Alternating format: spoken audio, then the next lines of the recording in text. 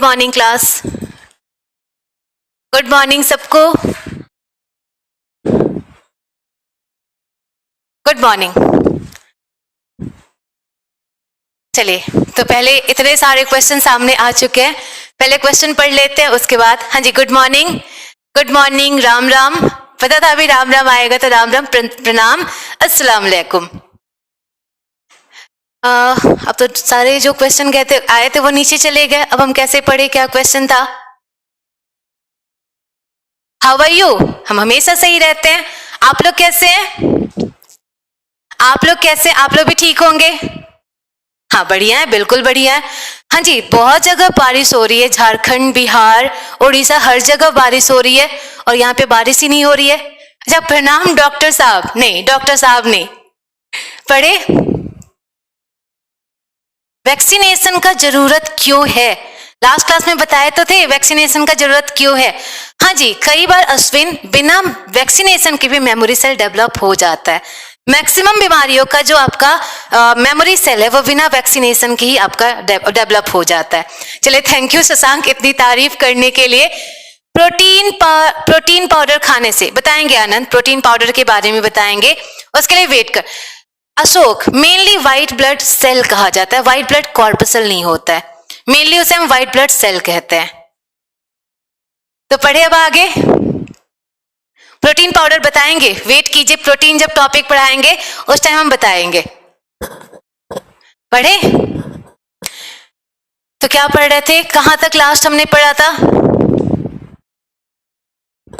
क्या पढ़ा था लास्ट? आई थिंक WBC खत्म हो गया था आप लोग का। WBC हमने पढ़ा रखा था। नहीं, मेनली आपके वैक्सीनेशन का काम ही है मेमोरी सेल डेवलप करना, और मेमोरी सेल डेवलप करने से ज्यादा जरूरत क्या हो सकता है? तो सेल वाले टॉपिक में तो आपका टिश्यू भी आ जाएगा। जब तीखी आवाज आ रही है।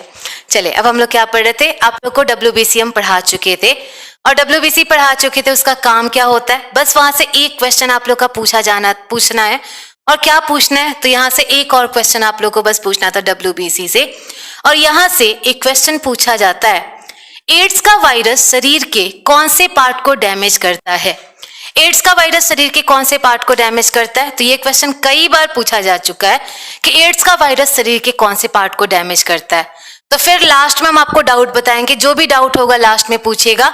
तो यहाँ पर हम आपको बताते हैं एड्स का वायरस शरीर के कौन से पार्ट को डैमेज करता है, ये क्वेश्चन पूछा जाता है। तो देखिए, जो हमारा एड्स है, एड्स का फुल फॉर्म क्या होता है? तो जो हमारा एड्स है इसका फुल फॉर्म होता है एक्वायर्ड इम्यूनो डेफिशिएंसी सिंड्रोम। ये होता है हमारा फुल फॉर्म ऑफ एड्स, और इसका फुल फॉर्म होता है एक्वायर्ड इम्यूनो डेफिशिएंसी सिंड्रोम। और ये हमारी एक बीमारी है जिसमें नाम से ही देखे और नाम से ही लग रहा है, इसमें हमारी इम्यूनिटी क्या हो जा रही है? कम हो जा रही है। इम्यूनिटी कम हो जा रही है, प्रतिरोधक क्षमता कम हो जा रही है। तो एड्स एक बीमारी है जो हमारे इम्यूनिटी को कम कर देता है, हमारे जो प्रतिरोधक क्षमता है उसको कम कर देता है। तो जब ये हमारे प्रतिरोधक क्षमता को कम करेगा, मतलब ये कहीं ना कहीं शरीर के कौन से पार्ट को प्रभावित करेगा? शरीर के कौन से पार्ट को प्रभावित करेगा? हमारे WBC को। WBC को हमारा क्या करेगा? प्रभावित करेगा। लेकिन आप लोगों को ही पता है, जो हमारा WBC है, WBC एक तरह था कि 5 तरह का था? WBC हमारा 5 तरह का था, और 5 तरह का वो पांचों हमने बताया था 5 तरह का था।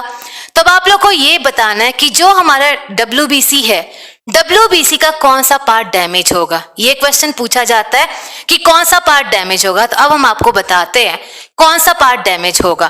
तो यहाँ पर देखिए, यहाँ पर आप लोग का एक वर्ड है सिंड्रोम, यहाँ पर एक वर्ड है सिंड्रोम।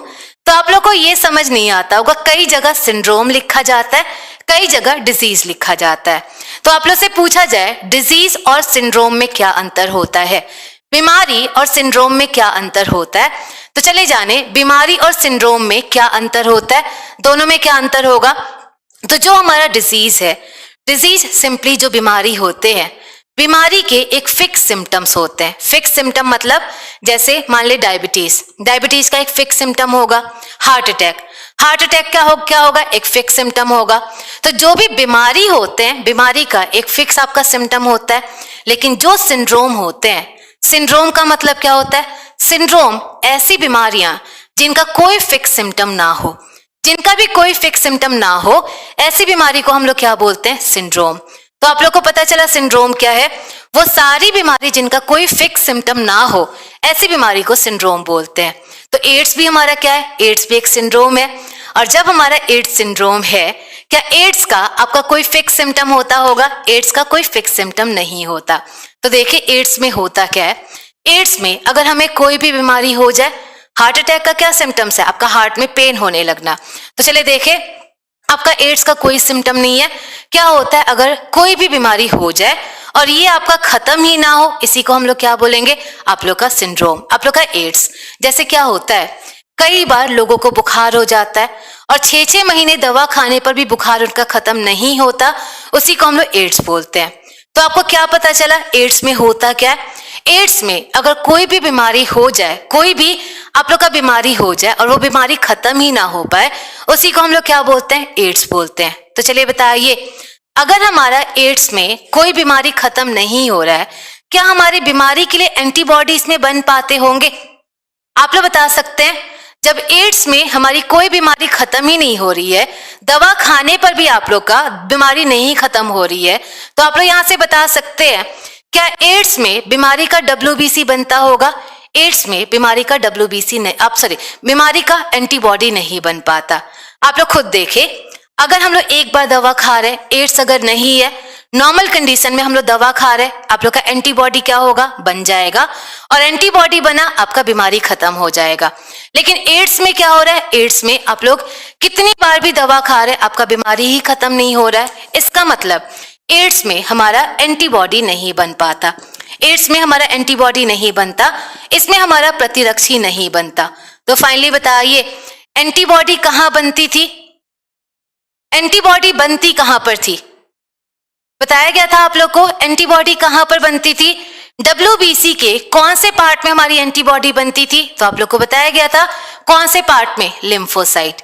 लिम्फोसाइट एक पार्ट था जहां से बन के आ रहा था, एंटीबॉडी बन रहा था। तो जब यहाँ पे एंटीबॉडी नहीं बन रहा है, मतलब कहीं ना कहीं एड्स का वायरस शरीर के कौन से पार्ट को डैमेज करता होगा? लिम्फोसाइट को, लिम्फोसाइट को। तो आप लोग का एंटीबॉडी नहीं बन रहा है, और एंटीबॉडी ना बनने का मतलब कौन सा पार्ट आपका अफेक्टेड हो रहा है? तो कौन सा पार्ट आपका हो रहा है? Lymphocyte, lymphocyte. और लिम्फोसाइट में बस एक आप लोग याद कर लीजिएगा, यहां पर जो लिम्फोसाइट होता है वो होता है टी लिम्फोसाइट। टी लिम्फोसाइट आप लोग का इतना जानना जरूरी नहीं है, बस इतना जान ले, लिम्फोसाइट दो तरह का होता है, बी लिम्फोसाइट, टी लिम्फोसाइट।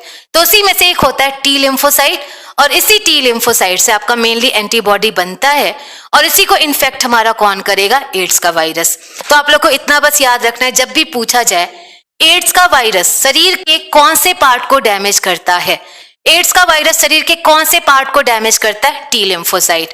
तो अब आप लोग को रटना नहीं है कि टी लिम्फोसाइट ही होगा। क्यों होगा? आप लोग को मेनली ये जानना है, क्योंकि जब हमारा टी लिम्फोसाइट डैमेज हुआ, एंटीबॉडी नहीं बनेगा। एंटीबॉडी नहीं बनेगा, आप लोग का किसी भी बीमारी के लिए आपका इम्यूनिटी नहीं बन पाएगा, और उसी बीमारी को हम लोग क्या बोलते हैं? एड्स बोलते हैं, एड्स बोलते हैं। तो ये याद रहेगा। अब आप लोग से पूछा जाए तो ये याद रहेगा आप लोग का, किसको डैमेज किया? टी लिम्फोसाइट को। तो ये जो एड्स बीमारी है, एड्स बीमारी अभी हम दोबारा पढ़ाएंगे, इसके बारे में कोरोना के बारे में पढ़ाएंगे। तो आप लोग का कोरोना के बारे में या एड्स के बारे में जब हम आपको डिजीज पढ़ाएंगे, जब हम आपको रोग टॉपिक पढ़ाएंगे, उस टाइम आपको बताएंगे।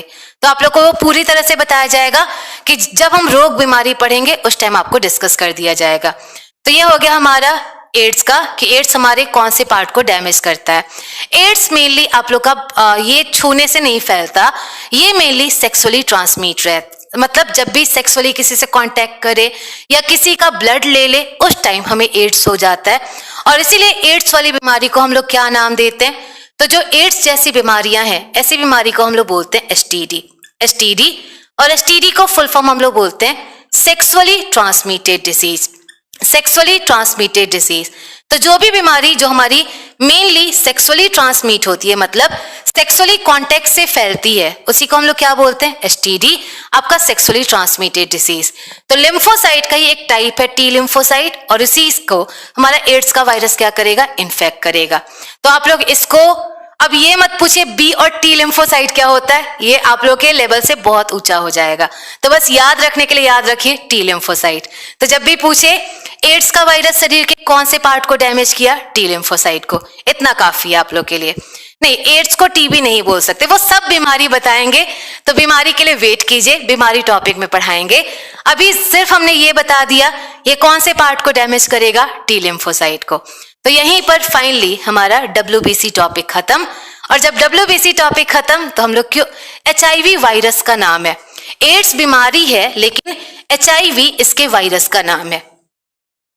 तो इसके लिए फिर से आप लोग इसके लिए रहने दें, ये दोबारा हम आपको पढ़ाएंगे और बीमारी टॉपिक में एड्स और भी अच्छे तरीके से पढ़ाएंगे। अभी बस ये WBC टॉपिक में पढ़ाए थे। तो चलिए नेक्स्ट हम लोग क्या पढ़ेंगे, तो नेक्स्ट जो हमारा पार्ट होगा आपके सेल का ही पार्ट है और ये पार्ट हमारा क्या होगा, प्लेटलेट्स। प्लेटलेट्स, तो चलिए हमारा नेक्स्ट पार्ट क्या हो गया, प्लेटलेट्स। तो चलिए बताइए, अगर हम आपसे पूछे जो प्लेटलेट है, हाँ जी WBC खत्म, लास्ट क्लास में पूरा WBC ही पढ़ाया गया था। तो चलिए बताइए, अगर आपसे पूछे जो हमारा प्लेटलेट है, प्लेटलेट हमारा किसका पार्ट होता है, प्लाज्मा का पार्ट होता है कि सेल का? आप लोग से पूछा जाए जो प्लेटलेट था, प्लेटलेट हमारा लिक्विड पार्ट था कि ये सॉलिड पार्ट था? प्लेटलेट हमारा कैसा था, सॉलिड पार्ट, सॉलिड पार्ट था। और इसीलिए अगर देखें प्लेटलेट को हम लोग क्या बोलते हैं, तो प्लेटलेट के बारे में क्या बोला जाता है, it is the smallest blood corpuscle, it is the smallest blood corpuscle. ये क्या होता है, प्लेटलेट हमारा क्या होता है, तो यह हमारी सबसे छोटी रुधिर कणिका होती है, यह हमारी सबसे छोटी रुधिर कणिका होती है। तो ये हो गया प्लेटलेट के बारे में। और प्लेटलेट के बारे में सबसे पहला पॉइंट क्या पता चला, तो इसके बारे में पहला पॉइंट पता चला सबसे छोटी रुधिर कणिका, सबसे छोटी रुधिर कणिका। तो चलिए देखिए, यहां से एक पार्ट तो आप लोग को समझ आ गया होगा। चलिए बताइए, अगर हम आपसे पूछे प्लेटलेट में न्यूक्लियस होना चाहिए कि नहीं होना चाहिए, प्लेटलेट में न्यूक्लियस होना चाहिए कि नहीं होना चाहिए? आप लोग यहां से देखकर ही, नाम से ही बता सकते हैं इसमें न्यूक्लियस होगा कि नहीं होगा। तो जो हमारा प्लेटलेट है ये हमारा सेल है कि कॉर्पसल है, तो जो प्लेटलेट है, प्लेटलेट हमारा क्या है, कॉर्पसल, कॉर्पसल। और जब ये कॉर्पसल है इसमें न्यूक्लियस होना चाहिए कि नहीं होना चाहिए, न्यूक्लियस नहीं होगा। तो अभी उसके बारे में बताते हैं। तो चलिए देखिए, सबसे पहला इसके बारे में क्या पॉइंट पता चला, तो पूरे ब्लड में जो सबसे छोटा पार्ट होगा उसी को हम लोग क्या बोलेंगे, प्लेटलेट बोलेंगे। अब देखिए प्लेटलेट का मेन फंक्शन क्या होता है, प्लेटलेट हमारा काम क्या करता है, इसका कोई तो काम होना चाहिए।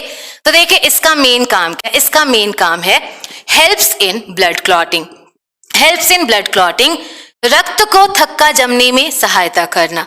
तो इसका जो मेन काम हुआ, इसका मेन काम क्या हुआ, हेल्प्स इन ब्लड क्लॉटिंग, रक्त को थक्का जमने में सहायता करना।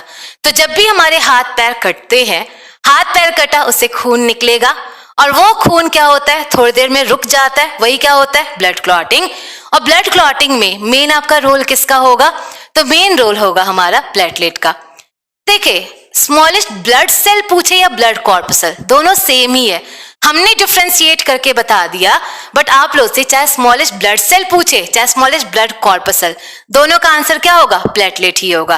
तो जनरली हर जगह सेल ही लिखा जाता है, लेकिन हमने कॉर्पसल इसलिए लिखा ताकि आप लोग को ये क्लियर हो जाए कि इसमें आप लोग का न्यूक्लियस होना चाहिए कि नहीं होना चाहिए, इसलिए हमने इसको लिखा। तो चलिए देखिए क्या हुआ, ब्लड क्लॉटिंग में हेल्प करता है। तो यहां से अब हम आप लोग से एक क्वेश्चन पूछेंगे, और क्वेश्चन क्या पूछेंगे, which of the following helps in blood clotting, इनमें से आप लोग का कौन है जो ब्लड क्लॉटिंग में हेल्प करता है? आपका पहला ऑप्शन है प्लाज्मा, दूसरा ऑप्शन है प्लेटलेट। आप लोग बताइए, अगर दोनों ऑप्शन हो आप लोग क्या आंसर देंगे, इनमें से कौन आपके ब्लड क्लॉटिंग में हेल्प करता है? आरबीसी लिक्विड होता है कि सॉलिड होता है? आरबीसी सॉलिड होता है। तो चलिए बताइए, अगर आपसे पूछे इनमें से कौन सा पार्ट है जो ब्लड क्लॉटिंग में हेल्प करेगा, प्लाज्मा करेगा कि आप लोग का प्लेटलेट करेगा? जल्दी बताएं आप लोग। नहीं, बोथ का ऑप्शन नहीं है, बोथ का ऑप्शन ही, आपको सिंगल आंसर देना है। तो चलिए बताइए, which of the following helps in blood clotting, इनमें से ब्लड क्लॉटिंग के लिए कौन हेल्प करेगा? इसका कोई अदर फंक्शन नहीं होता है ऋतिक, ये मेनली आपके ब्लड क्लॉटिंग में ही हेल्प करता है। तो देखिए अगर दोनों ऑप्शन हो आप लोग क्या आंसर देंगे, तो अगर दोनों ऑप्शन हो हमारा आंसर क्या होगा, प्लेटलेट। प्लेटलेट ज्यादा आपका रोल कौन प्ले करता है, प्लेटलेट रोल प्ले करता है। इसीलिए हम लोग मेन आंसर किसका देंगे, प्लेटलेट, प्लेटलेट। तो देखिए अगर दोनों ऑप्शन हो, अगर एक मेन आंसर देना हो, इसका एक मेन आंसर हमारा क्या होगा, प्लेटलेट। प्लाज्मा सिर्फ हेल्प करता है, लेकिन मेनली ब्लड क्लॉटिंग में हेल्प कौन करता है, प्लेटलेट। अभी आपको नेक्स्ट अभी समझा देंगे कैसे, ब्लड क्लॉटिंग इसके बाद पढ़ाएंगे तो उसमें बता देंगे मेन प्लेटलेट कैसे होता है। तो अभी तक बस 2 पॉइंट पता चला, ये हमारे सबसे छोटी आपका ब्लड सेल है या ब्लड कॉर्पसल है, और नेक्स्ट हमारा क्या पता चला, ये ब्लड क्लॉटिंग में हेल्प करता है, ब्लड क्लॉटिंग में हेल्प करता है। तो चलिए देखें अब इसके बारे में दोबारा क्या जानेंगे, तो वही सब जानेंगे जो ऑलरेडी आप लोग को पढ़ा चुके हैं। तो चलिए बताएं आरबीसी का शेप कैसा था, अभी आप लोग को क्लियर हो जाएगा। सौरभ कितने बार बताएं आरबीसी सॉलिड होता है, पिछली क्लास नहीं देखा है आपने, पिछली क्लास देखेंगे तो पता चल जाएगा आरबीसी सॉलिड होता है। सबका कमेंट आ रहा है, सबके मैसेज आ रहे हैं। तो चलिए बताइए आरबीसी का शेप कैसा था, आरबीसी हमारा बाइकॉनकेव था, जबकि डब्ल्यूबीसी कैसा था, डब्ल्यूबीसी इरेगुलर था, उसका कोई शेप नहीं था। तो अब बताइए जो हमारा प्लेटलेट है, प्लेटलेट का आकार कैसा होना चाहिए, प्लेटलेट का भी आकार होना चाहिए। पायल अभी आपको बताएंगे, तो चलिए देखिए जो हमारा प्लेटलेट है, प्लेटलेट का भी आकार कैसा होता है, इरेगुलर, इरेगुलर। और इरेगुलर हिंदी में क्या हो जाएगा, अनियमित, इरेगुलर अनियमित। तो जो हमारा प्लेटलेट है इसका भी कोई आकार नहीं होगा, और ये भी कैसा होगा, इरेगुलर। और जब ये इरेगुलर होगा इसको हम लोग नेक्स्ट अमीबा शेप बोल सकते हैं कि नहीं बोल सकते हैं, बिल्कुल बोल सकते हैं। अमीबा का कोई आकार नहीं होता, इसका भी कोई आकार नहीं होता, इसलिए इसको हम लोग क्या बोल देंगे, अमीबा शेप। बिल्कुल सही है। ये सौरभ पागल हो गए हैं आप, 4 बार बोल चुके कि आरबीसी सॉलिड होता है, और जब आरबीसी सॉलिड होता है तो शेप तो होगा ही। या तो आप सिर्फ कमेंट करने में बिजी हैं, सुन रहे नहीं है, या फिर आपको ये समझना ही नहीं है कि हम बता क्या रहे हैं। तो चले नेक्स्ट हमारा क्या हुआ, तो नेक्स्ट अगर पूछे इसमें न्यूक्लियस होना चाहिए कि नहीं होना चाहिए, आपके प्लेटलेट में केंद्रक होना चाहिए कि नहीं होना चाहिए, तो चलिए बताइए आपके जो प्लेटलेट है, प्लेटलेट में केंद्रक होगा कि नहीं होगा। तो हमने बता रखा ये कैसा है, इसका नाम है कॉर्पसल, ये हमारा कॉर्पसल है, कनिका है। और जब ये कनिका है इसमें न्यूक्लियस नहीं होगा, तो यहां से देखिए no nucleus, no nucleus, no nucleus मतलब केंद्रक रहित, नो न्यूक्लियस केंद्रक रहित। नेक्स्ट बताइए इसमें माइटोकॉन्ड्रिया होना चाहिए कि नहीं होना चाहिए, इसमें माइटोकॉन्ड्रिया होना चाहिए कि नहीं होना चाहिए, माइटोकॉन्ड्रिया भी नहीं होगा, तो नो माइटोकॉन्ड्रिया। तो ना तो इसमें न्यूक्लियस होगा, ना तो इसमें माइटोकॉन्ड्रिया होगा। तो 2 पॉइंट पता चला, इसका कोई शेप नहीं होगा। नेक्स्ट क्या पता चला, इसमें कोई केंद्रक नहीं होगा, इसमें कोई न्यूक्लियस नहीं होगा। अब जैसे हम लोग न्यूक्लियस पढ़ लेते हैं, आप लोग का केंद्रक पढ़ लेते हैं, इसके बाद हम लोग क्या जानते हैं, इसका जीवन काल, इसका जीवन काल कितना होगा, इसका लाइफ स्पैन कितना होगा। तो चलिए बताइए आरबीसी का लाइफ स्पैन कितना था, बिल्कुल प्लेटलेट भी सॉलिड होता है। तो चलिए बताइए आरबीसी का जीवन काल कितना था, तो हमने बताया था आरबीसी जनरली 120 दिन, 120 दिन होता है। जबकि नेक्स्ट अगर पूछे डब्ल्यूबीसी का जीवन काल कितना था, तो वो सब अलग था, 2 से 5 दिन, 3 से 5 दिन, 21 दिन, ये सारा बताया गया था। तो आप लोग बताइए इसका जीवन काल कितना होगा, प्लेटलेट का जीवन काल कितना होगा। तो जो हमारा प्लेटलेट है, प्लेटलेट का जीवन काल कितना होता है, 7 डेज, 7 डेज, या बोल सकते हैं 1 वीक, 1 वीक। तो ये हो गया आपका प्लेटलेट का जीवन काल। और जो हमारा प्लेटलेट है इसका जीवन काल 1 वीक मतलब 7 डेज, 7 डेज। तो ये था तीसरा पॉइंट आप लोग का, प्लेटलेट का जीवन काल। तो जैसे हम लोग जीवन काल पढ़ लेते थे, जीवन काल के बाद हम लोग क्या जानते थे, तो जैसे हम लोग जीवन काल पढ़ते थे थोड़ा बहुत इफेक्ट होता है, न्यूक्लियस होने ना होने से बहुत ज्यादा इफेक्ट नहीं पड़ता। तो देखिए इसकी उत्पत्ति कहां पर होगी, आपका प्लेटलेट जो है वो कहां पे बनेगा। तो आप लोग को बताया था जो आपका आरबीसी था, आरबीसी की उत्पत्ति कहां से हो रही थी, रेड बोन मैरो, लाल अस्थि मज्जा। सेकंड आपसे पूछा गया था डब्ल्यूबीसी, डब्ल्यूबीसी कहां से बन रहा था, simply bone marrow, bone marrow. जबकि देखिए हमारा प्लेटलेट जो है, प्लेटलेट भी कहां से बनता है, प्लेटलेट भी हमारा बनता है बोन मैरो, बोन मैरो।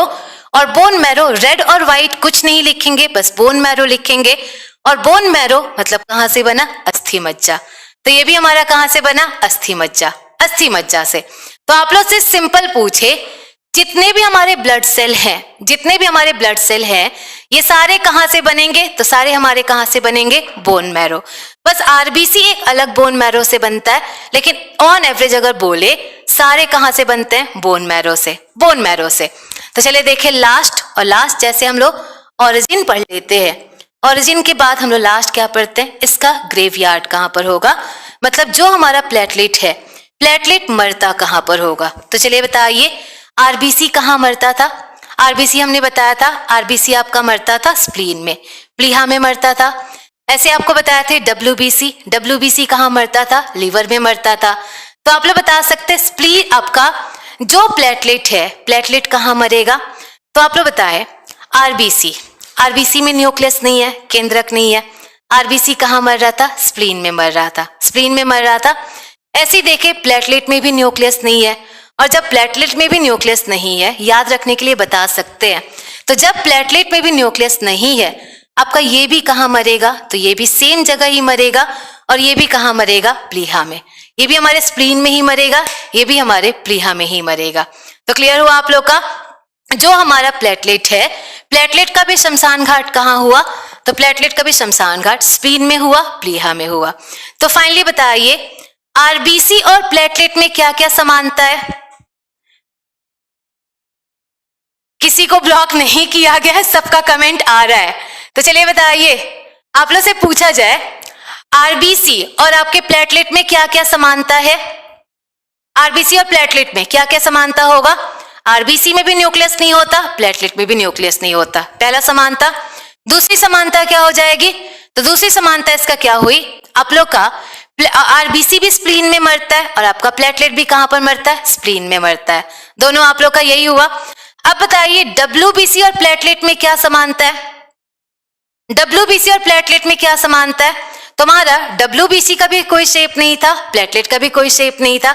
हाँ जी, डब्ल्यूबीसी लिवर में मरता है, लेकिन ये कहां पर मरेगा? तो ये आपका कहां पर मरेगा? स्प्लीन में। क्लियर हुआ? हाँ जी बिल्कुल, दोनों में न्यूक्लियस नहीं होगा, दोनों का ग्रेवयार्ड सेम होगा। तो ये था हमारे प्लेटलेट के बारे में। तो डिस्ट्रॉय नहीं होता, इसका डिस्ट्रॉय कहीं नहीं लिखा जाता है, तो जिसका डिस्ट्रॉय लिखा होगा वो हम खुद बता देंगे। इसका डिस्ट्रॉय कहीं नहीं लिखा होता, इसलिए हम आपको नहीं बताएंगे। तो माइटोकॉन्ड्रिया क्या होता है, न्यूक्लियस क्या होता है, इसके लिए कल के क्लास में पढ़ ले, जो लास्ट क्लास पढ़े थे उसमें पढ़ लीजिएगा हम क्या पढ़ाए थे इन दोनों के बारे में। तो चले अब हम क्या पढ़ेंगे? तो नेक्स्ट जो हम आप लोग का प्रोसेस पढ़ेंगे वो हम पढ़ेंगे प्रोसेस ऑफ ब्लड क्लॉटिंग। ये कहीं पर डिस्ट्रॉय नहीं होता, ये किसी बुक में नहीं लिखा जाता है कि ये कहां पर डिस्ट्रॉय होता है, इसलिए हम आपको ये नहीं बताएंगे ये कहां पर डिस्ट्रॉय होता है। तो ये था प्लेटलेट के बारे में। अब हम लास्ट क्या पढ़ाएंगे? लास्ट हम लोग पढ़ाएंगे सिंपली, यहाँ पे जो हमारा मेन टॉपिक में लास्ट होगा ये होगा process of blood clotting. Process of blood clotting, रक्त के थक्का जमने की प्रक्रिया, रक्त के थक्का जमने की प्रक्रिया। तो चलिए नेक्स्ट पढ़ते हैं। और नेक्स्ट हमारा क्या हुआ? रक्त के थक्का जमने की प्रक्रिया। तो जो हमारा रक्त का थक्का जमना है ये कैसे होगा, ये आप लोग का होता कैसे होगा, यही पार्ट हम लोग डिस्कस करेंगे। तो चलिए अब हम लोग डिस्कस करते हैं process of blood clotting. Spleen कहाँ होता है? आप लोग बताइए स्प्लीन कहाँ होता है? स्प्लीन आप लोग मतलब पिछला क्लास नहीं पढ़ते हैं क्या? सिर्फ आज ही का क्लास पढ़ने चले आते हैं? पिछला क्लास भी पढ़ा कीजिए, सारा कुछ उसी से रिलेटेड हम लोग पढ़ते हैं। स्प्लीन का लोकेशन कहाँ था? आपके लेफ्ट किडनी के पीछे, लेफ्ट किडनी के पीछे। चले तो हम लोग डिस्कस करते हैं प्रोसेस ऑफ ब्लड क्लॉटिंग, आपके रक्त के थक्का जमने की प्रक्रिया। और अब आप लोग थोड़ी देर बिल्कुल कमेंट करना छोड़े, क्योंकि हमें पता है अभी आप लोग को थोड़ी देर ऐसा फील होगा कि आप लोग बायो नहीं पढ़ रहे, आप लोग केमिस्ट्री पढ़ रहे हैं।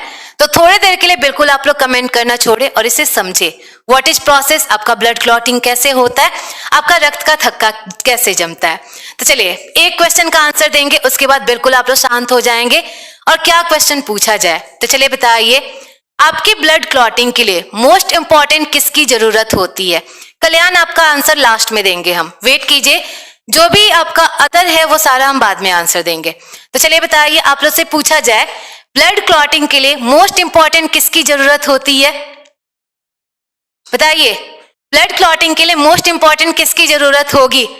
और हमें पता है आप सब लोग जो बोलेंगे सबका आंसर गलत होगा, लेकिन फिर भी हम आपसे पूछेंगे ब्लड क्लॉटिंग के लिए मोस्ट इंपॉर्टेंट किसकी जरूरत होती है? तो आप लोग अभी बोलेंगे आपके प्लाज्मा की जरूरत होगी, प्लेटलेट की जरूरत होगी, यही सब आप लोग आंसर देंगे। और जो भी आप लोग आंसर देंगे सब गलत होगा। आप लोग जो भी आंसर देंगे सब गलत होगा। क्यों सब गलत होगा? तो चलिए हम बताते हैं क्यों सब गलत होगा।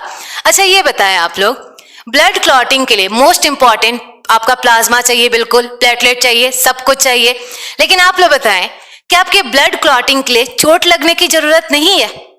अगर आपका चोट ही ना लगे क्या आपका खून थक्का जम जाएगा? बिल्कुल नहीं। तो देखिए आपके ब्लड क्लॉटिंग के लिए, खून के थक्का जमने के लिए सबसे पहले जरूरत किसकी होती है? चोट लगने की। चोट लगने की, और आप लोग यहां तक सोचे ही नहीं होंगे। तो याद रखिएगा आपके खून के थक्का जमने के लिए मोस्ट इंपॉर्टेंट जो चीज आपको चाहिए वो चोट लगना होना चाहिए। जब तक आपको चोट नहीं लगेगा तब तक आप लोगों को आपका कभी भी ब्लड क्लॉटिंग नहीं होगा। तो चलिए अब हम आपको समझाते हैं, और आप लोग अब कमेंट करना छोड़े, अब बिल्कुल समझे, और समझने के बाद डाउट होगा उसके बाद आप लोग पूछेंगे। पहले हमें आंसर देने दीजिए, पहले हमें समझाने दीजिए। तो देखिए आपका ब्लड क्लॉटिंग कैसे होता है, आपका खून का थक्का कैसे जमता है। तो देखिए जैसे हमें चोट लगती है, हमने क्या बोला? चोट लगना मोस्ट इंपॉर्टेंट है, क्योंकि चोट अगर नहीं लगा हमारा ब्लड क्लॉटिंग कभी होगा ही नहीं। तो देखिए जैसे ही चोट लगती है हमारे जो ये मसल्स है, हमारी जो मांसपेशियां हैं, मांसपेशियों में एक खनिज पाया जाता है कैल्शियम। ये कैल्शियम हमारे मांसपेशियों में पाया जाता है। जैसे ही हमें चोट लगती है हमें क्या होगा? वो कैल्शियम रिलीज होगा, कैल्शियम बाहर निकलेगा, और जैसे ही कैल्शियम निकला हमारा ब्लड क्लॉटिंग स्टार्ट हो जाता है, हमारा खून का थक्का जमना स्टार्ट हो जाता है। तो चलिए अब हम आपको बताते हैं प्रोसेस ऑफ ब्लड क्लॉटिंग, और बिल्कुल अब आप लोग कोई कमेंट अभी नहीं करेंगे, अभी आप लोग समझेंगे। तो देखिए होता क्या है, जो हमारा ब्लड क्लॉटिंग है वो एक सिंपल प्रोसेस नहीं है, ये आपका कॉम्प्लेक्स प्रोसेस है। और ये आपके अगर देखा जाए ये हमारे 3 केमिकल प्रोसेस में होता है। इसमें 3 केमिकल रिएक्शन होते हैं, और 3 केमिकल रिएक्शन के बाद हमारा खून जाकर थक्का जमता है। तो देखिए हमारा क्या होता है, ब्लड क्लॉटिंग होगा क्या? पहले रिएक्शन में क्या होगा? तो अभी हमने बताया जो हमारे मसल्स हैं, मसल्स में हमारा कैल्शियम पाया जाता है, और ये कैल्शियम जैसे हमें चोट लगती है, जैसे हमें चोट लगी मतलब हमारी जो कोशिका है वो डैमेज हुई, हमें चोट लगते ही हमारा कैल्शियम रिलीज हो जाता है। तो पहला स्टेज ही हमारा क्या हुआ? कैल्शियम रिलीज हुआ। और कैल्शियम कहां से रिलीज हुआ? जहां पर हमें चोट लगी वहीं से हमारा कैल्शियम रिलीज हुआ। तो अब देखिए ये कैल्शियम जाकर किससे मिलता है? तो ये कैल्शियम जाकर आपका एक प्रोटीन से मिलेगा। और ये कौन से प्रोटीन से मिलेगा? तो जो हमारा कैल्शियम है, कैल्शियम हमारे एक प्रोटीन से मिलता है जिसका नाम होता है प्रोथ्रोम्बिन नाम की एक प्रोटीन से मिलता है। और आप लोग को ऑलरेडी हम बता चुके हैं कि प्रोथ्रोम्बिन एक आपका प्रोटीन है, और ये प्रोथ्रोम्बिन हमारा कहां से बनता है? प्लाज्मा से। याद कीजिएगा जब हमने ब्लड स्टार्ट ही किया था तभी बताया था कि एक प्रोटीन बनता है प्रोथ्रोम्बिन, और ये प्रोथ्रोम्बिन हमारा कहां से बना? प्लाज्मा से।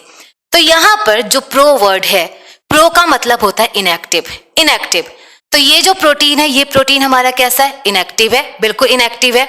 तो जब तक ये हमारा एक्टिव नहीं होगा तब तक हमारा ब्लड क्लॉटिंग नहीं होगा। तो ब्लड क्लॉटिंग के लिए सबसे पहले हमें क्या करना होगा? प्रोथ्रोम्बिन को एक्टिव करना होगा, इसे एक्टिव करना होगा। और इसे ही एक्टिव करने का एक हमारा काम कौन करता है? कैल्शियम। और दूसरा हमारा काम कौन करता है? तो यहाँ पर एक और प्रोटीन बनेगा, और एक और प्रोटीन हमारा कौन सा बनेगा? तो यहाँ पर एक और प्रोटीन बनेगा जिसका नाम होता है थ्रोम्बोप्लास्टिन। और ये थ्रोम्बोप्लास्टिन ये भी हमारा कहां से बनता है? तो ये भी हमारा बनता है डैमेज सेल मतलब चोट लगी हुई कोशिकाओं से।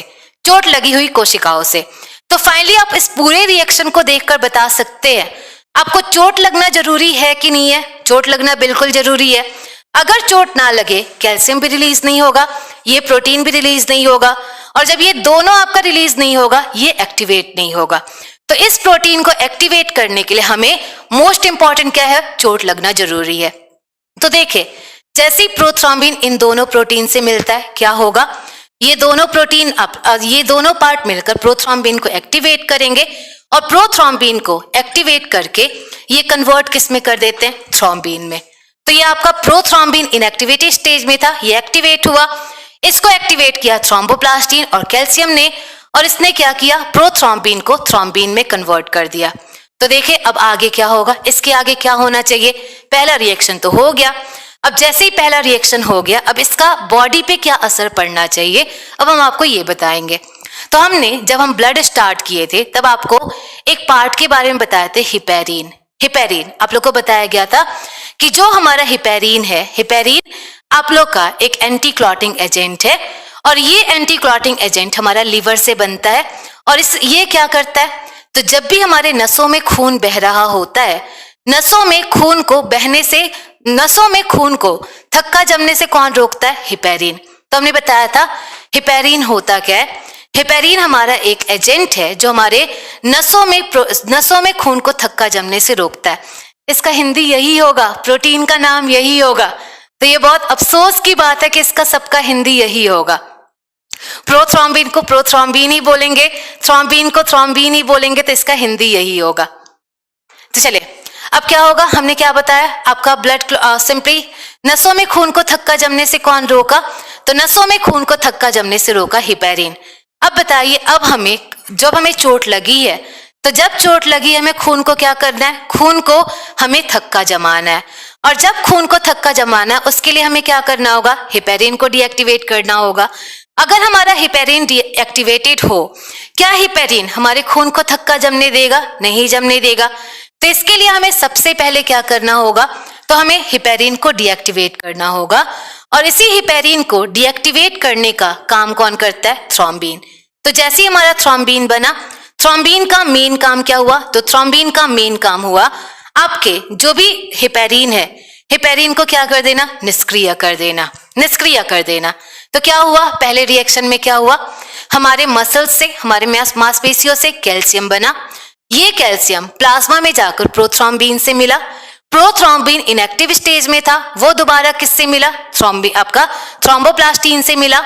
ये तीनों मिलेंगे और ये तीनों मिलकर क्या बनाते हैं, थ्रोम्बिन बनाते हैं। और जैसे ही थ्रोम्बिन बना, इसका मेन काम क्या हुआ, तो इसका मेन काम हुआ हिपेरिन को डीएक्टिवेट करना। हिपेरिन जो हम ऑलरेडी बता चुके हैं उसको डीएक्टिवेट करना। और हिपेरिन हमारा कोई भी, ये आपका कोई हार्मोन वगैरह नहीं है, ये सिर्फ एक केमिकल है। तो हिपेरिन को डीएक्टिवेट किसने किया, थ्रोम्बिन ने।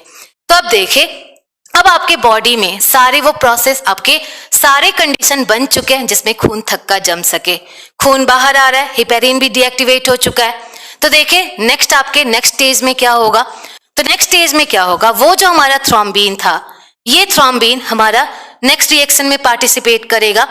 और जैसे ही थ्रोम्बिन नेक्स्ट आपके इसमें पार्टिसिपेट किया, ये थ्रोम्बिन जाकर आपके एक प्रोटीन से मिलेगा। और ये प्रोटीन कौन सा प्रोटीन होगा, तो आप लोग ऑलरेडी पढ़ चुके हैं। एक और प्रोटीन होता है जिसका नाम क्या होता है, आप लोग का फाइब्रिनोजन। फाइब्रिनोजन, और ये फाइब्रिनोजन भी बता चुके हैं, ये हमारा फाइब्रिनोजन भी कहां से बनता था, प्लाज्मा से, प्लाज्मा से। तो हमारा जो वहां पे थ्रोम्बिन बना था वो सेकेंड रिएक्शन में आया, और सेकेंड रिएक्शन में आकर ये एक प्रोटीन से मिला। और ये प्रोटीन हमारा कौन सा था, फाइब्रिनोजन, जो कि प्लाज्मा से बन रहा था। अब देखें, जैसे ये दोनों मिलेंगे हमारा फाइब्रिनोजन एक्टिवेट होगा, फाइब्रिनोजन एक्टिवेट होगा। और जैसे ही फाइब्रिनोजन एक्टिवेट होगा, ये आपका एक लास्ट प्रोटीन बनाएगा। और ये लास्ट प्रोटीन हमारा कौन सा बनाएगा, फाइब्रिन, फाइब्रिन।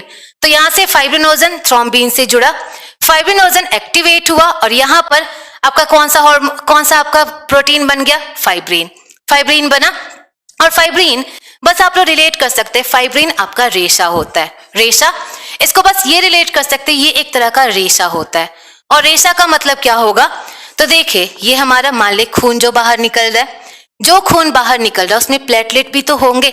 जो भी हमारा हाथ कटा है, खून बाहर निकल रहा है, तो उसमें प्लेटलेट भी आपके होंगे। और इन्हीं सारे प्लेटलेट्स को एक दूसरे से जोड़ने का काम कौन करता है, तो इन सारे प्लेटलेट्स को एक दूसरे से जोड़ने का काम कौन करता है, फाइब्रिन। तो जैसे हमारा ब्लड बाहर निकला, ब्लड बाहर निकलेगा, प्लेटलेट होगा।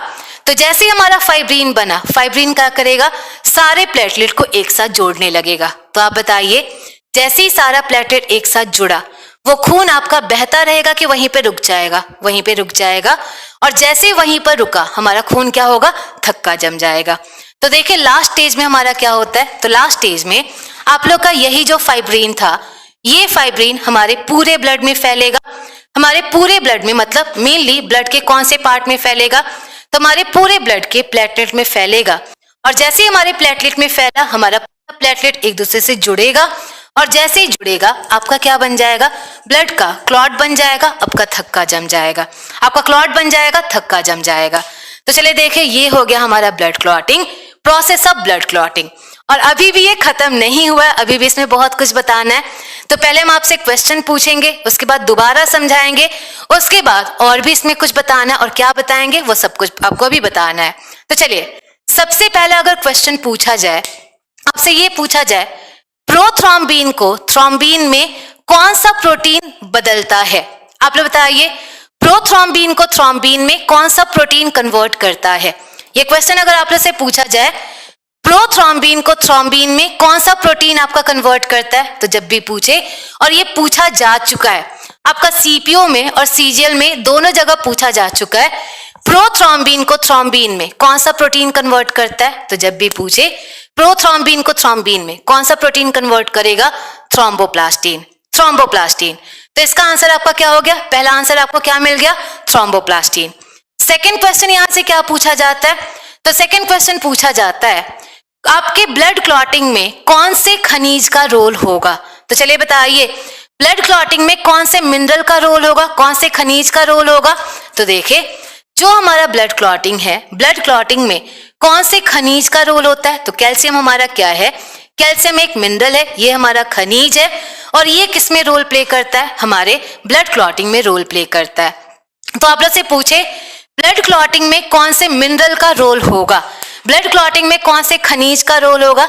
तो खनिज हमारा कौन सा होगा, कैल्शियम, खनिज हमारा कैल्शियम हो गया।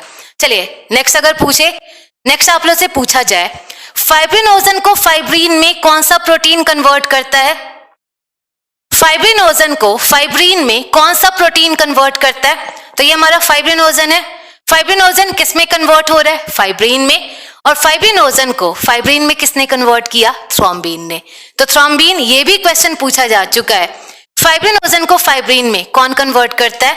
तो ये भी हमारा क्या हो गया, थ्रोम्बिन, थ्रोम्बिन। तो ये पूरा आप लोग को रिएक्शन यहां से याद होना चाहिए।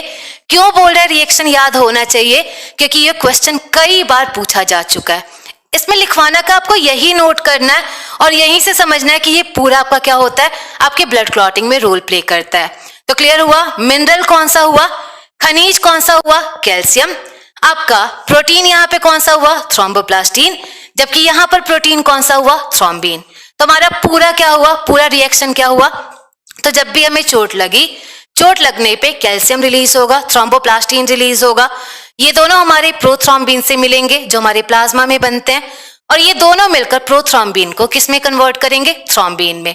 अब जैसे ही थ्रोम्बिन बना, थ्रोम्बिन का मेन काम क्या होगा, तो थ्रोम्बिन का मेन काम होगा जो हमारा हिपेरिन था, हिपेरिन को डीएक्टिवेट करना, हिपेरिन को डीएक्टिवेट करना।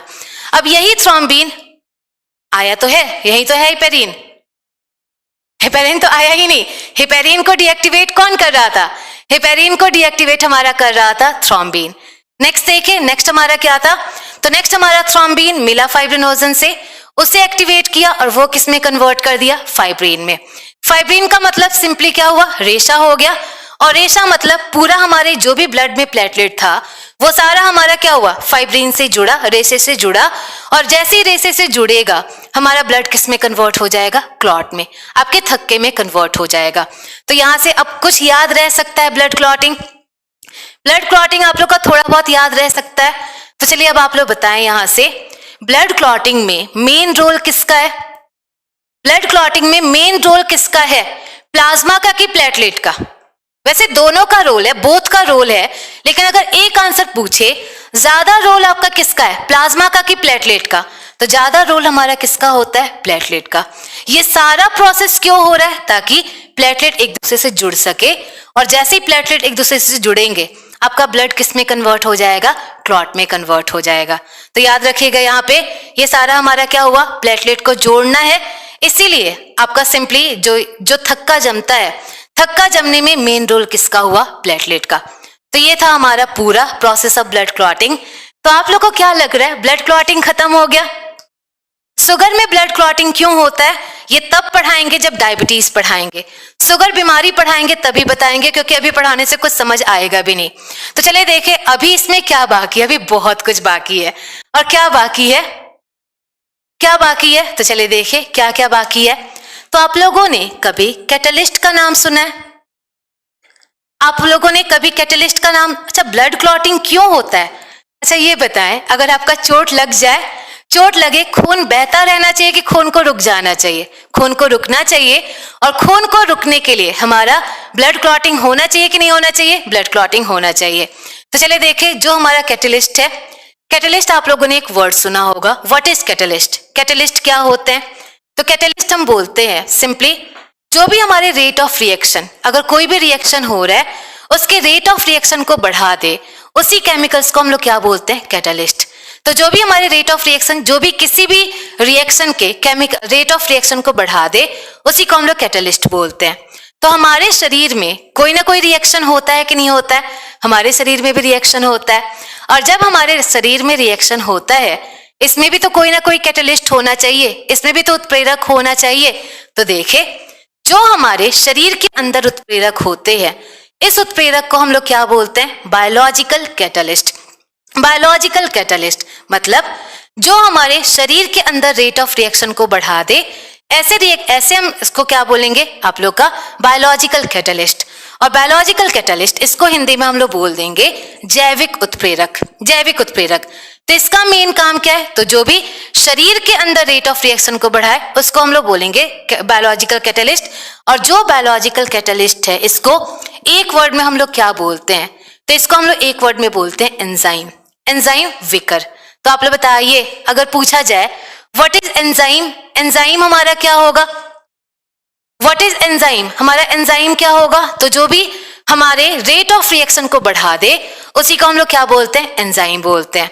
तो आप लोग बताइए यहाँ पर कोई ना कोई एंजाइम होना चाहिए कि नहीं होना चाहिए? यहाँ पर भी एंजाइम होना चाहिए, ये भी तो केमिकल रिएक्शन है।